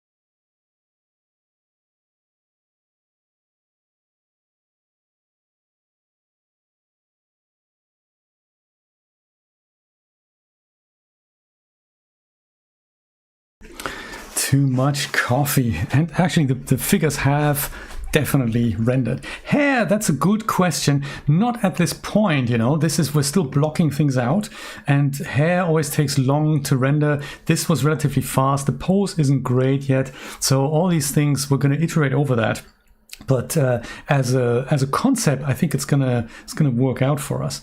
I might go and just put this on the desktop for now, because I'll just throw it directly into Photoshop and just see what this actually looks like, because chances are we're gonna make some good adjustments on both cameras. So I'll call this one rooftop V1. I can show you in a second with the close-up. In fact, let me show you now. Like if we go close up to my man here, or maybe my girl, because his expression is just so scary. Let me go and switch this over to Iray, and then spectral option. No, good question. It's if you switch it off, now we'll see what the skin tone looks like as it comes out. So the HDRI is already a little bit colorful here. But I find that spectral gives me a more natural looking skin tone. So the moment you switch it on, maybe that's difficult to see. Maybe I'll go and render these two out with and without spectral rendering. In fact, wasn't there something on my website? Have I got something on my website for that? Let me just have a quick look here. I don't recall. I thought I just posted a comparison of that, and it will give you an option.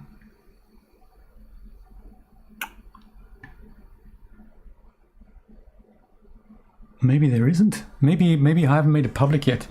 But what I'm trying at this is there's like a slider that you can go and move between spectral and non-spectral. Spectral, but that's not correctly spelled, is it? Spectral.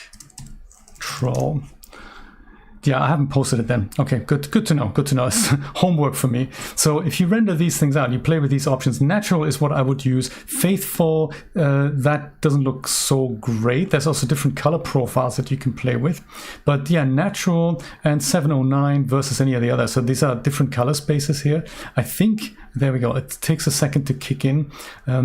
These give you different ways of how the colors come out. Some don't work or don't look good on RGB monitors, but 709 is good. 709 works. These other ones, they don't really work well for me, but it essentially gives you a wider, lets Iray render out a wider color spectrum on that image. So yeah, natural is good. Faithful is also, I forgot which one. I think it's natural. That's the one that works for me. Yeah, but render a couple of these out, stack them in Photoshop, and compare them, and then you can see what that does. I find that natural just gives me a slightly better skin tone result here. Let me go open Photoshop, and then we can go and add these things. Yeah, absolutely. My friend Deviant actually brought me to this. This is the finished product here. Let's go and open one of my Unreal Engine pictures. That was here, and that's in renders. So currently they're all exactly the same. So let me just use the third one just completely randomly. But I like rendering multiple because then, you know, so that's that. And now we go and say file, place embedded. That's how we can combine another image into this. So proposed rooftop V1, that's the one. Let me go and bring that in. There it is. Perfect. It's not quite the right size. That's because, so, oh, there we go. It also has rendered these plates that I had hidden, but in the render they still came out because they were only hidden in the viewport and not in not on the sequencer. So either I need to delete them, or I need to tell the sequencer don't render these ground plates here. So that's what that looks like now. And as we can see, there's a lot of other stuff that we need to do here. So I think the light so far integrates well. So that's believable. I can see the people in there. I kind of believe that, but they don't really stand out from the clutter that is that is the background. So these plates, they're gonna have to go. Let's go and make that happen. There they are.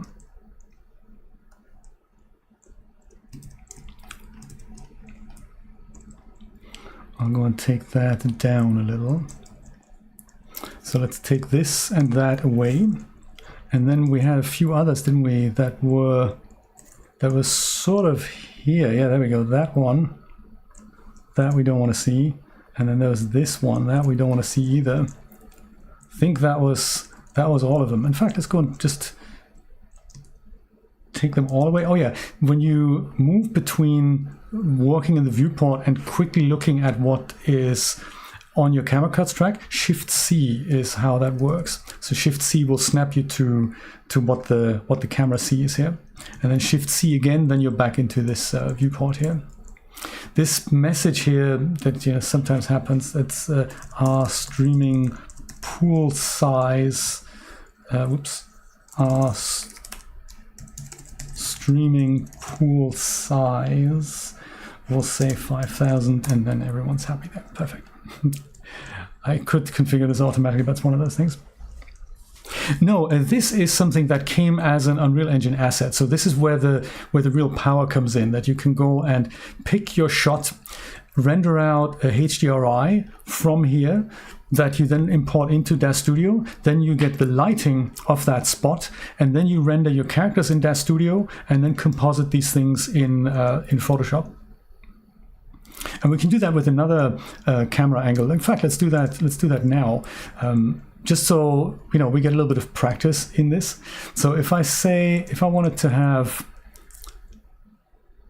we picked a few earlier, didn't we? Let's say this is something that I'd like as my background here. Let's say that I'm going to go and take these plates away, that we have more like a plain underground here. And I'm thinking this is where my people want to be.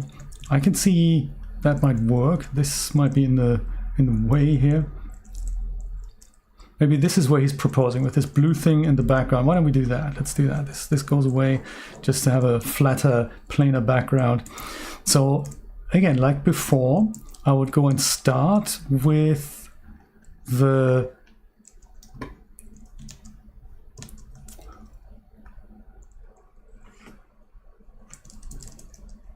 scene capture cube.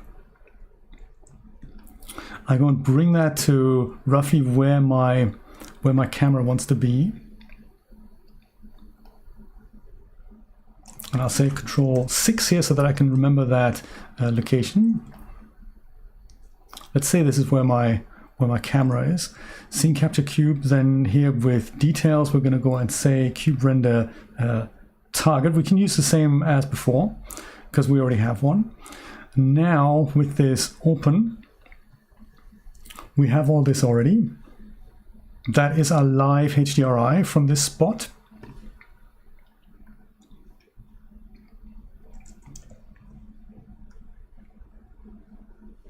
Do you remember where that was? There it is. Create static texture. That is that. We'll rename that to HDRI Cyber 6. Save everything, and then let's go and remove our scene capture cube again so that we have good viewport performance. So with that, whoops, sorry, got to export that first. Cyber 6, Asset Actions, Export. And this is then back in the HDRIs. This is going to be the HDR format. Cyber 6, perfect. See if we like this this better. So then back in Daz Studio, let's go and change that HDRI. I think it'll be, everything about it is probably going to be the same still. It might need a different, strength. It's crazy, isn't it, Matthew? It's really, really cool. And what I like about this workflow is that it seems really fiddly and really overkill. But if you do, look at that, the colors have totally changed now. But if you do this a lot, you can just have a relatively fast render coming out of Daz Studio and have this unlimited background generator coming out of Unreal Engine.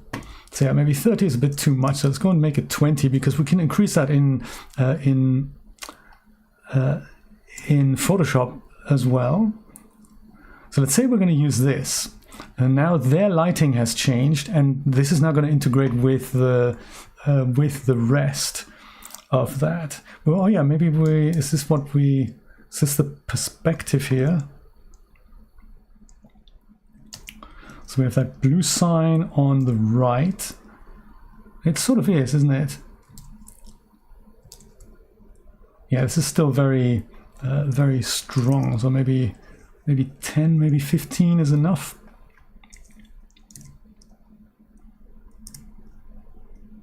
And then also, don't use this just that for lighting, but do light the guy up. So they need, she needs a bit of light from the front, he needs a bit of light from the front. She could probably do with a backlight so that we accentuate her. But that's, you know, we add that in the next like 10-15 minutes or so. But just to bring these two things together then, inside Daz Studio, we just take this out and we let it render once again. And while that is doing that, we'll go back to Unreal Engine and pick this camera spot here. Turn that into a new camera. So the way we do that, I'll call this one Camera 1. And then there's the Manny and the Quinn people are in here. These you can use as background characters as well. Let's make ourselves a new camera down here. I'll call this one Camera 2. And same thing, I'll go and make this maybe 15 mil. That'll be good. 15, 12 perhaps. 15 is probably good. 15 is good. Roughly that framing. And so now for this camera to be part of the cuts track, I can either go and make a cut here and then have a few frames of the first one and a few frames of the second one. You can set it up that way. And in fact, I might just do that, like here, halfway through, right click, edit split section. So now we have camera 1 being rendered here and this here. Right click and make that, hello, make that camera 2. So that should now, if we go back to the render queue, just literally re-render the whole thing. That should give us a few frames from our first location and a few frames from our second location. And then once you've set that up, you can basically go and let it render several. And all these are, look at that, now it switches the cameras.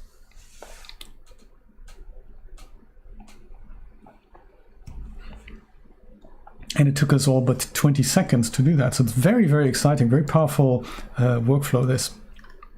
Daz Studio is already ready with 1,000 frames. That's, sorry, 1,000 iterations. So this obviously that would need to cook longer, and we'd need more. We'd need hair and all that. But let's call this one Rooftop V2, because then the power of that is also when you get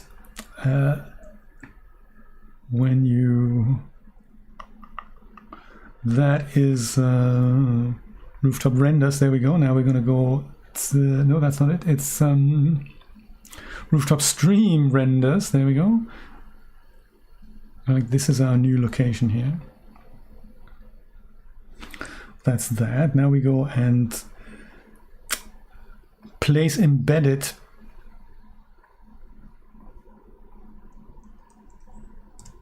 From here, res my people up. And make sure the scale is correct. Because of the shadows that iRay gives us, they're kind of believably in the scene, so they're lit correctly.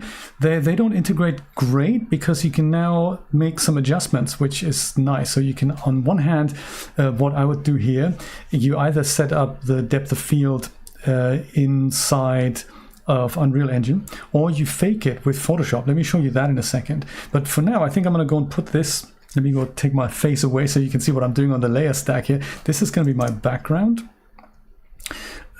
folder, and this is going to be my heroes folder. So I'll go and just put this into a group. So I can do that because I can have separate color correction on the background and the foreground. So let's say my background needs to be a little bit more contrasty. Brightness and contrast will do that. You can either use auto and see what Photoshop thinks about that. That's much more dramatic, but also maybe a touch too dramatic. So let's maybe do that. I notice this is only on the background. The people are not affected by that. So it's kind of a nice compositing technique. So then you can think the heroes need a separate color correction, and we can do that also here.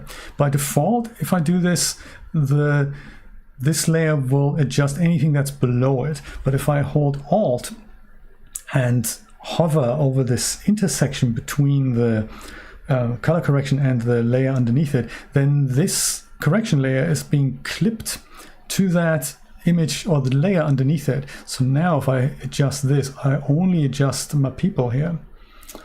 So I can make them pop out, I can adjust their contrast, I can add effects to them, and make that adjustment separately. Like what we had earlier, I can just add a blur layer and combine that.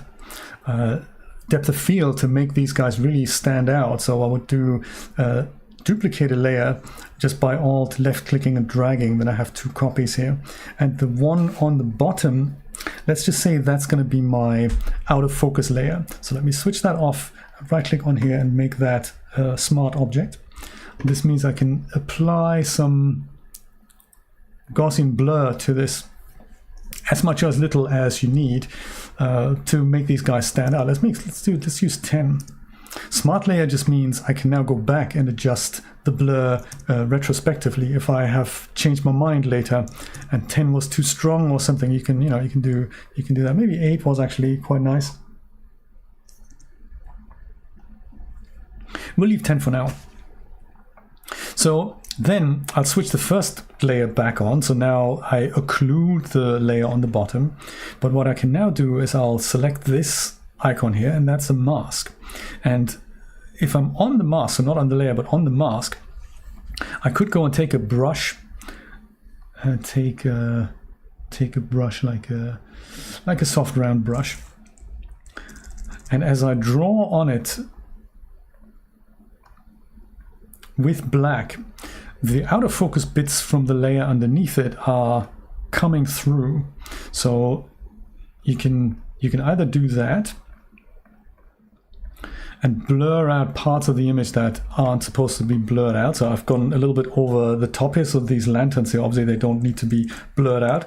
Click X to switch what color you're drawing with, and just paint those in again with the other color, and therefore they now appear in focus.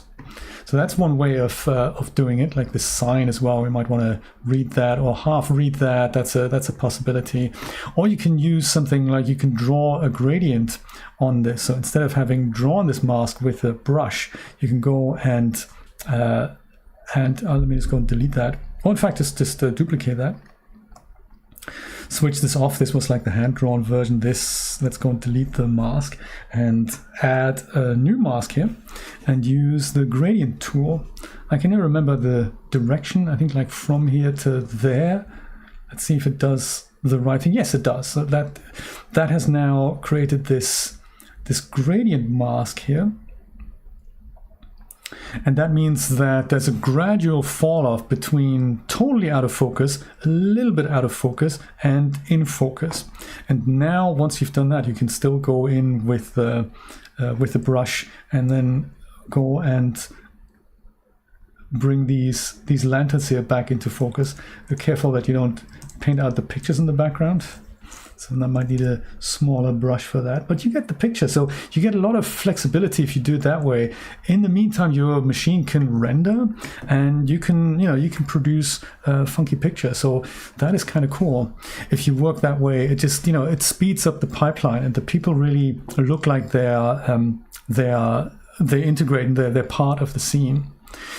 Because it's a cyberpunk scene and we're almost out of time, let me just go, aside from the obvious fact that we would obviously put some hair on these people, and we might actually just do that so that we have a slightly better render. I'm not going to change the pose anymore.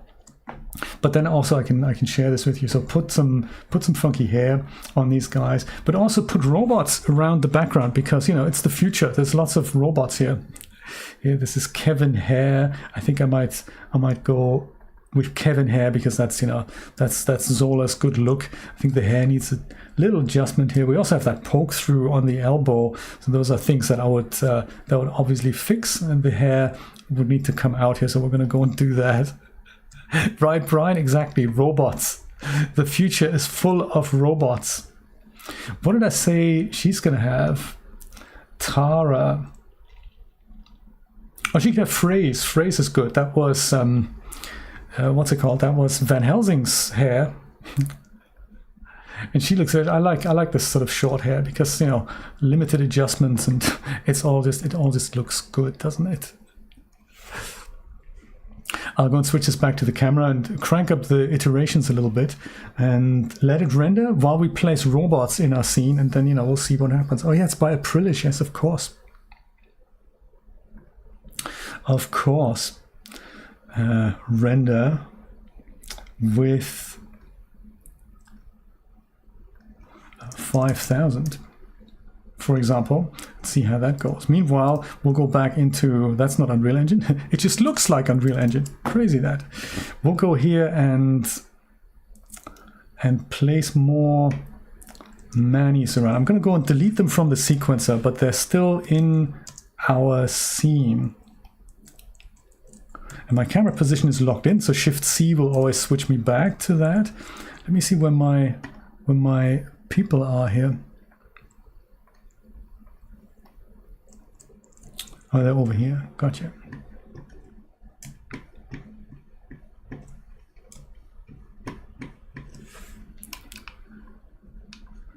Sometimes my computer tries to be helpful by moving my mouse onto a different monitor. I keep saying computer. I say that's not that helpful. So I just grabbed, this is where they came from, is literally the third person template, and I'll just go and move these guys in position with an animation on there, and then I'll duplicate them around. So animation mode, I'm just going to go and turn this into animation asset.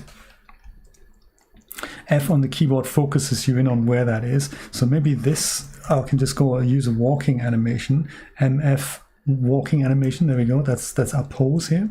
And then I'll do, with him, I might go and use an idle pose.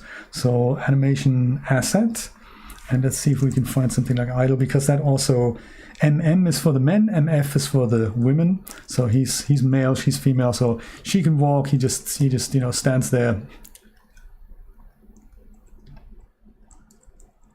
And we can alt left click and drag to duplicate these guys around, and then just populate our world with the people that we would hope are in the future. Sometimes, maybe they turn around, and maybe one of them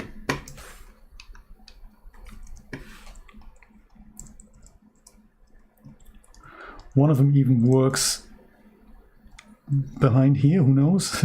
I don't know what we're gonna see. Maybe he sells, stuff. So hit my man up. Yeah, we can't actually see him. What a shame. That's what a waste. We know he's there. We know he's there. Then over here we need a couple of other people. Maybe this guy actually also, he can maybe also walk.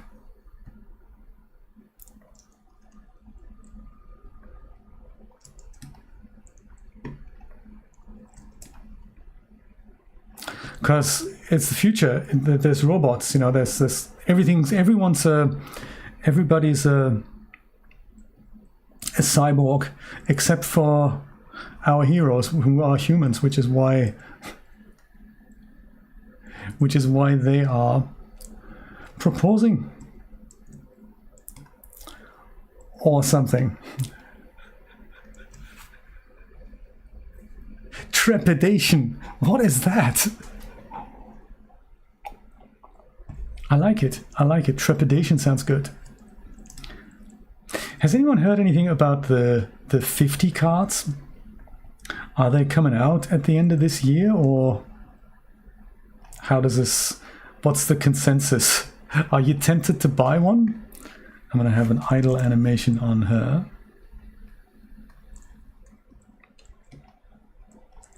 Or maybe she's watching. That could also be. She's watching, thinking, what on earth are these humans doing?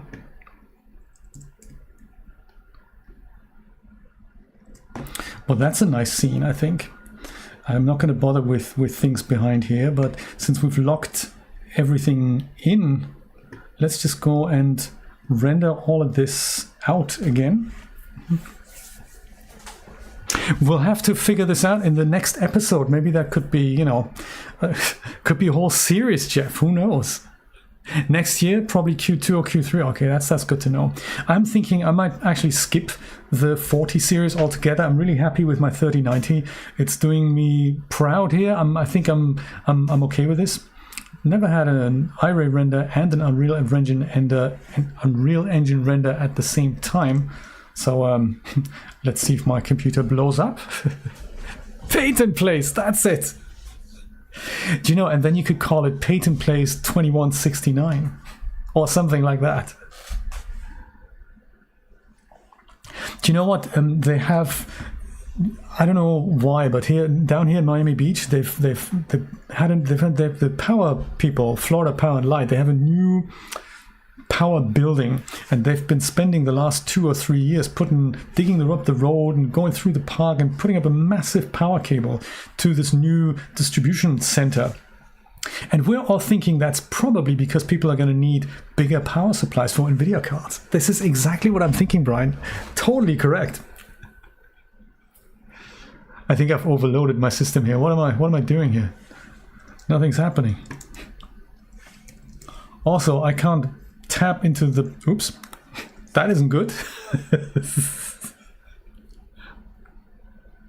Black screen. Oh, GPU crashed or D3D device. What? Oh my. Jay's done it now. Oh, okay. 1080 Ti. That's still working for you. Good stuff. And you have a 360 on the other machine. You have 3060 on the other. That's it. I think, you know, sometimes it's totally fine to give things a break, you know. I think GPU crashed or D3D device removed. A mini GPU dump was saved to the logs. Yeah, that's good. Who was this message from, may I ask? Was it from Daz Studio? No, Daz Studio is still rocking strong here, I think. So it wasn't Daz. Daz Studio is still, see? It's doing things. And with the hair, Jeff, this is why I didn't put hair on, because see how long that takes with the hair? We're now at 1700 iterations. 1000 were done in, like, you know, 30 seconds, less. So while you're blocking out, always leave the hair off. I'm not sure if this looks great, actually. I see a lot of pixelation here still. Maybe GPU is troubled. It got to be troubled.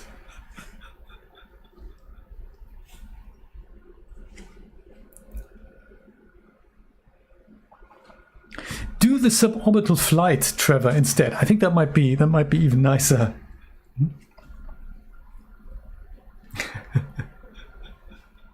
Right, yes. No, I've heard also power consumption is fantastic. So I think what NVIDIA was saying, that the 4070 actually outperforms the 3080, and it does it at 2/3 of the power. So, you know, one of those things. Yeah, take the suborbital flight, Trevor. Well, we'll let this render here. In fact, no, we're not going to let it render. I'm going to say thanks. That's all good. And we'll just go and save this. I know there's a bit of pixelation here, but, you know, that's just a matter of let it render. Maybe also it wasn't rendering correctly. Well, what happened here? Compositing preferences auto set to CPU due to an unexpected error.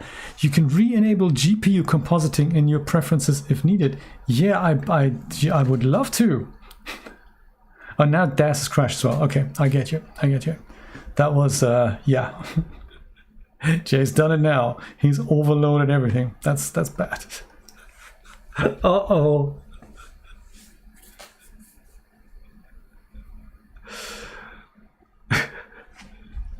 Hey, that's like so bad. Thankfully, we have been saving things, right? I think actually that was that in here. Possibly. I needed more power, that's right. Or was it really a power issue? Or would that have happened with the 40 series cards as well? It's always difficult to say, isn't it? How bad is that? Ending on a low note. That is not good. Whoops. Sorry.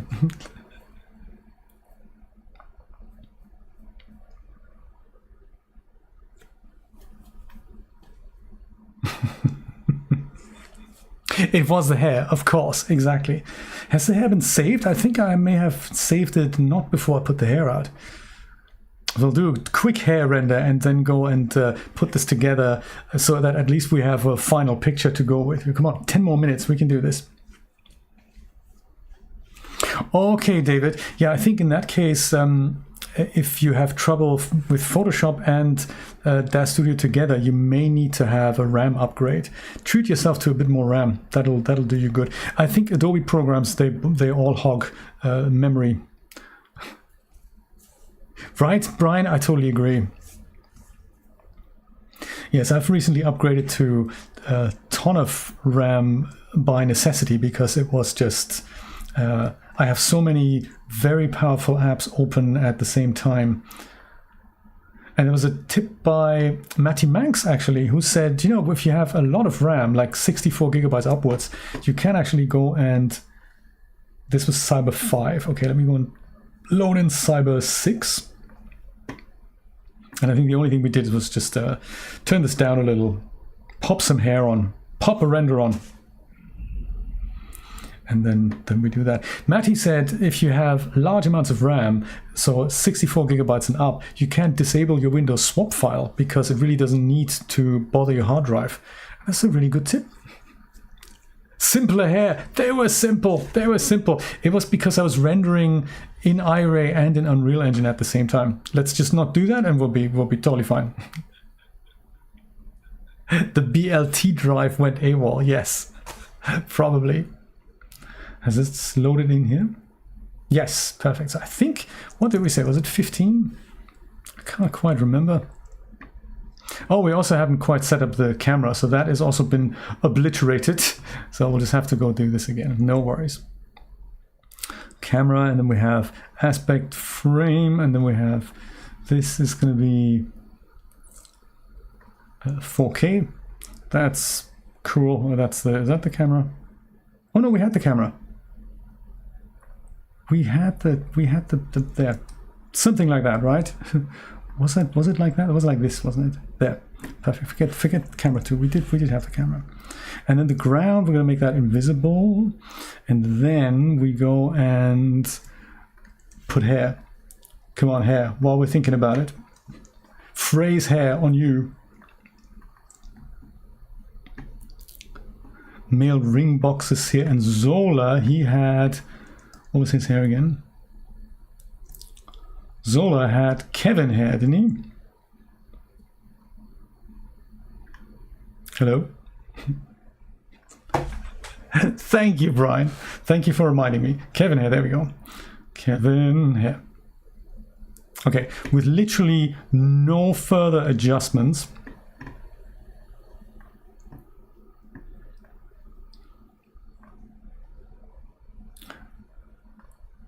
And maybe just even with, 1,000 iterations, I'm going to go and save this as, just oversave it, it's fine. Save, perfect. That's the next challenge, bring Unreal Engine back. Rooftop proposal, I think that was our scene. And what I didn't do here is actually specify our level as a startup level, so I might go and do that. And I'm not going to let them render at the same time. I'm going to do the Unreal Engine ones first, and then we're going to go render the Daz scene. Oh, there we go. We can, yep, fine. Well, let's do restore selected. Good stuff.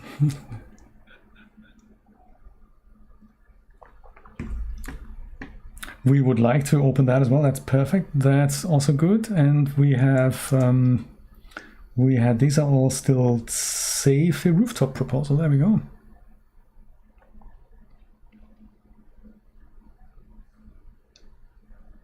Aha. And we had, that was our level sequence. Bring that back. We have the camera cut still in here. Perfect. So the only thing that we've lost is in fact all our funky mannequins. Oh, what a shame, because that was a lot of fun. Let's go bring those back. Actually, let's go bring those back. So they were, just in case we weren't paying attention earlier, this one's the male guy here, SKM male. And then she is Quinn, that's the female version. And I'll go, and the other two are in the background here. We can might just delete them. Whoops, deleted the wrong guys. We'll leave them in here, fine, it's fine. So with these guys, I'll just go and put this to animation asset. And then this is gonna be a walk animation. Or running animation, that'll also work. She walks and he can also walk. Animation asset, and then we have walk, and then we can swap these out to, you know, to other things. So he can be over here, and his counterpart goes and walks in from here, and then maybe we'll have her duplicated is towards the background. She walks over here, and this one here,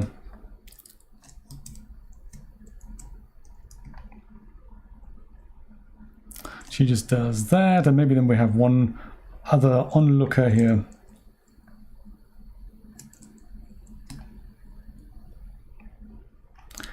Who's just surprised that things like these go on here with humans. Let's do that. Save everything and quickly render stuff. Thanks to me having saved my render settings, I'll just still go click this, bring back my render settings here. That still has my output directory. Render local, come on, we can do it. We can do it. Once that's done, that's my background done. These guys we don't worry about. These guys, look, they're walking, so we have motion blur and everything. That's very cool. That is very cool. Quickly save, get out of this. Command R, we can't do that because we've got a sequencer. Go on, Command R, then that takes a little bit of power off the Daz Studio, and now we can go and render that. Perfect. You're very, very welcome. You're very, very welcome. I'm going to be literally 5 more minutes, and that's just all about Photoshop. I think maybe the one other thing I can show you, this is background 1, so I'll go and make this invisible here and load in. Oh yeah, this is something else. When you go and do this from Daz Studio, you'll have sometimes the shadows will be cut off on the side, and if you resize your picture, it's probably a good idea if you just add that mask here, and then just with a very soft brush you can just go and paint this out so that you don't have harsh edges. You know, it doesn't matter if the shadow ends early, but just blend that out, and then, you know, that's what I would recommend. Okay, let's go and embed one of our Unreal Engine renders here. Let's just say this one here, number 7. Let's see what that looks like. That's cool. That is now underneath this, so that's why the color correction looks so crazy. Let me go and duplicate this layer out. Also, I'll take my face away so that you can follow along what I'm doing with the layer stack. I'll call this one BG1, and then this here goes into another folder, and I'll call that one BG2.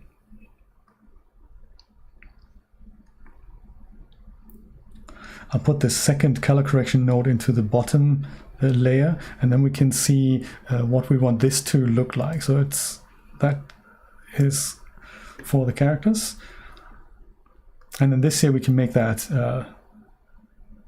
brighter, lighter as we want. Maybe this was a bit too light here, so crank that sort of down like this. And with these characters here, maybe they need to be featured a little lighter. And then the same thing as we had before, if we wanted to have this with depth of field, I'll show you this one more time. I'll make my bottom layer the depth of field layer. So it is already a smart object. I'll go and add the Gaussian blur on this. And this is what the out of focus bits look like. Then the top layer will get a mask. Hello. Oh, Daz Studio is done. That's nice. That's 1,000 iterations. Oh, did you notice it? No, look at that. And with 1,000 iterations, we now no longer have the blurring. So it looks like there was indeed a render problem here. Did you know that this little magic palette that we could open here, that now has a button that says show options? So if I wanted to render more of that now, I can say maybe 1,000 wasn't enough. I can go and, you know, make that 1,500 and just go resume, and then, you know, Daz Studio does that. So this little pane that used to be openable here, that is now this show options button. So if you ever have a render that you wish would have baked a little bit longer, you can totally do that now. Do you know, she is totally after him, isn't she? I totally agree, Trevor, I totally agree. So here on the top layer, let's go and add a mask. And then with the gradient tool here, if that isn't showing, by the way, you can left click on it, and then sometimes it's set to the paint bucket tool. So click on that, and then you go and drag out. If Photoshop lets me. There we go. Are you doing it, Photoshop? Oh yeah, he's done it. He's done it. Cool. Sorry. I suppose because GPU acceleration is now switched off, he's a little bit, you know, grumpy and all. So then that's that. And you've got that fake depth of field here. And again, with the brush, you brush in any of the things that you don't want to be out of focus, like her head here, for example. X to switch the colors. That's that. The front light here, this light, and anything else that doesn't look great. If you press X again, then you switch colors again. Like this guy, we want him in focus. The sign is technically closer here.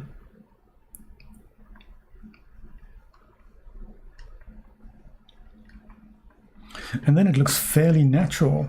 Let's see if we can put our people with hair in.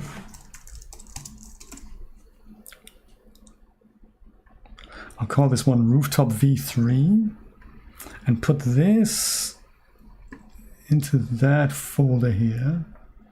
Place embedded. Rooftop V3. Here they are.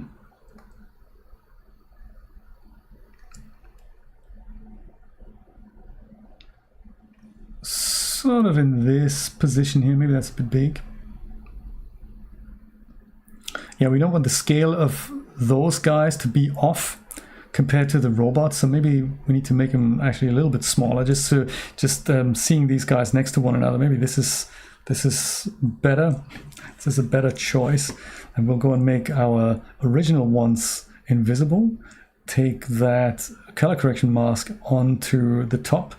Alt left click in between to make this clipping mask, and then the color corrections only applied onto these guys here.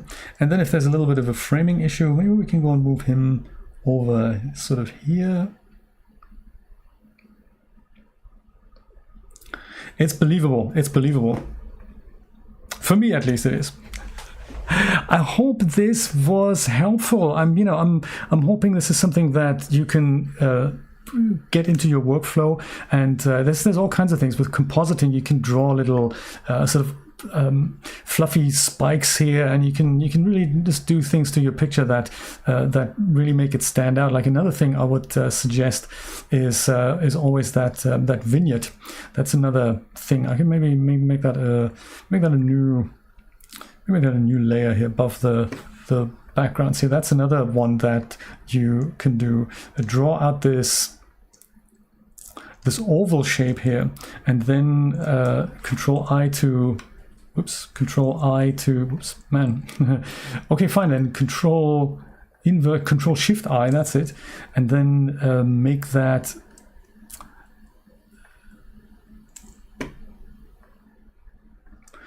draw this out with black, and then also turn that into a smart object, and then add the Gaussian blur over here in something more significant, like maybe 100 or maybe 150.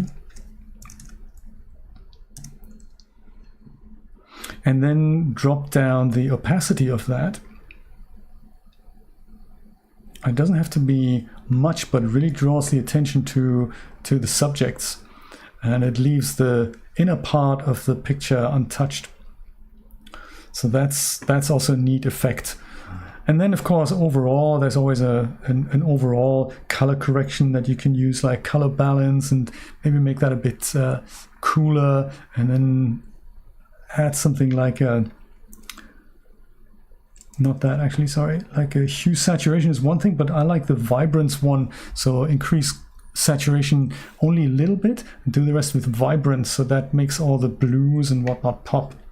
And then if that isn't enough, it's always like a little bit of final color correction on top of that, and then, you know, you got yourself a masterpiece. Hey, thank you so much, everyone. Sorry I overran a little bit. I know you guys in Europe want to go to bed. I hope you had a lot of fun, and I hope we can meet again in about 4 weeks' time for the next Daz Plus Pro Artist stream. Thank you so much for being here. If you want to shoot the breeze, go join me on my own channel. I do stream occasionally on the weekends, and it's a mixture of, you know, gaming streams as well as 3D streams. But it's one of those things that I'm always happy to take questions. So if you have anything, just drop it in the comments and let me know. I'll monitor this as well. Have a wonderful rest of the weekend, and I'll see you very soon. Take care. Bye bye.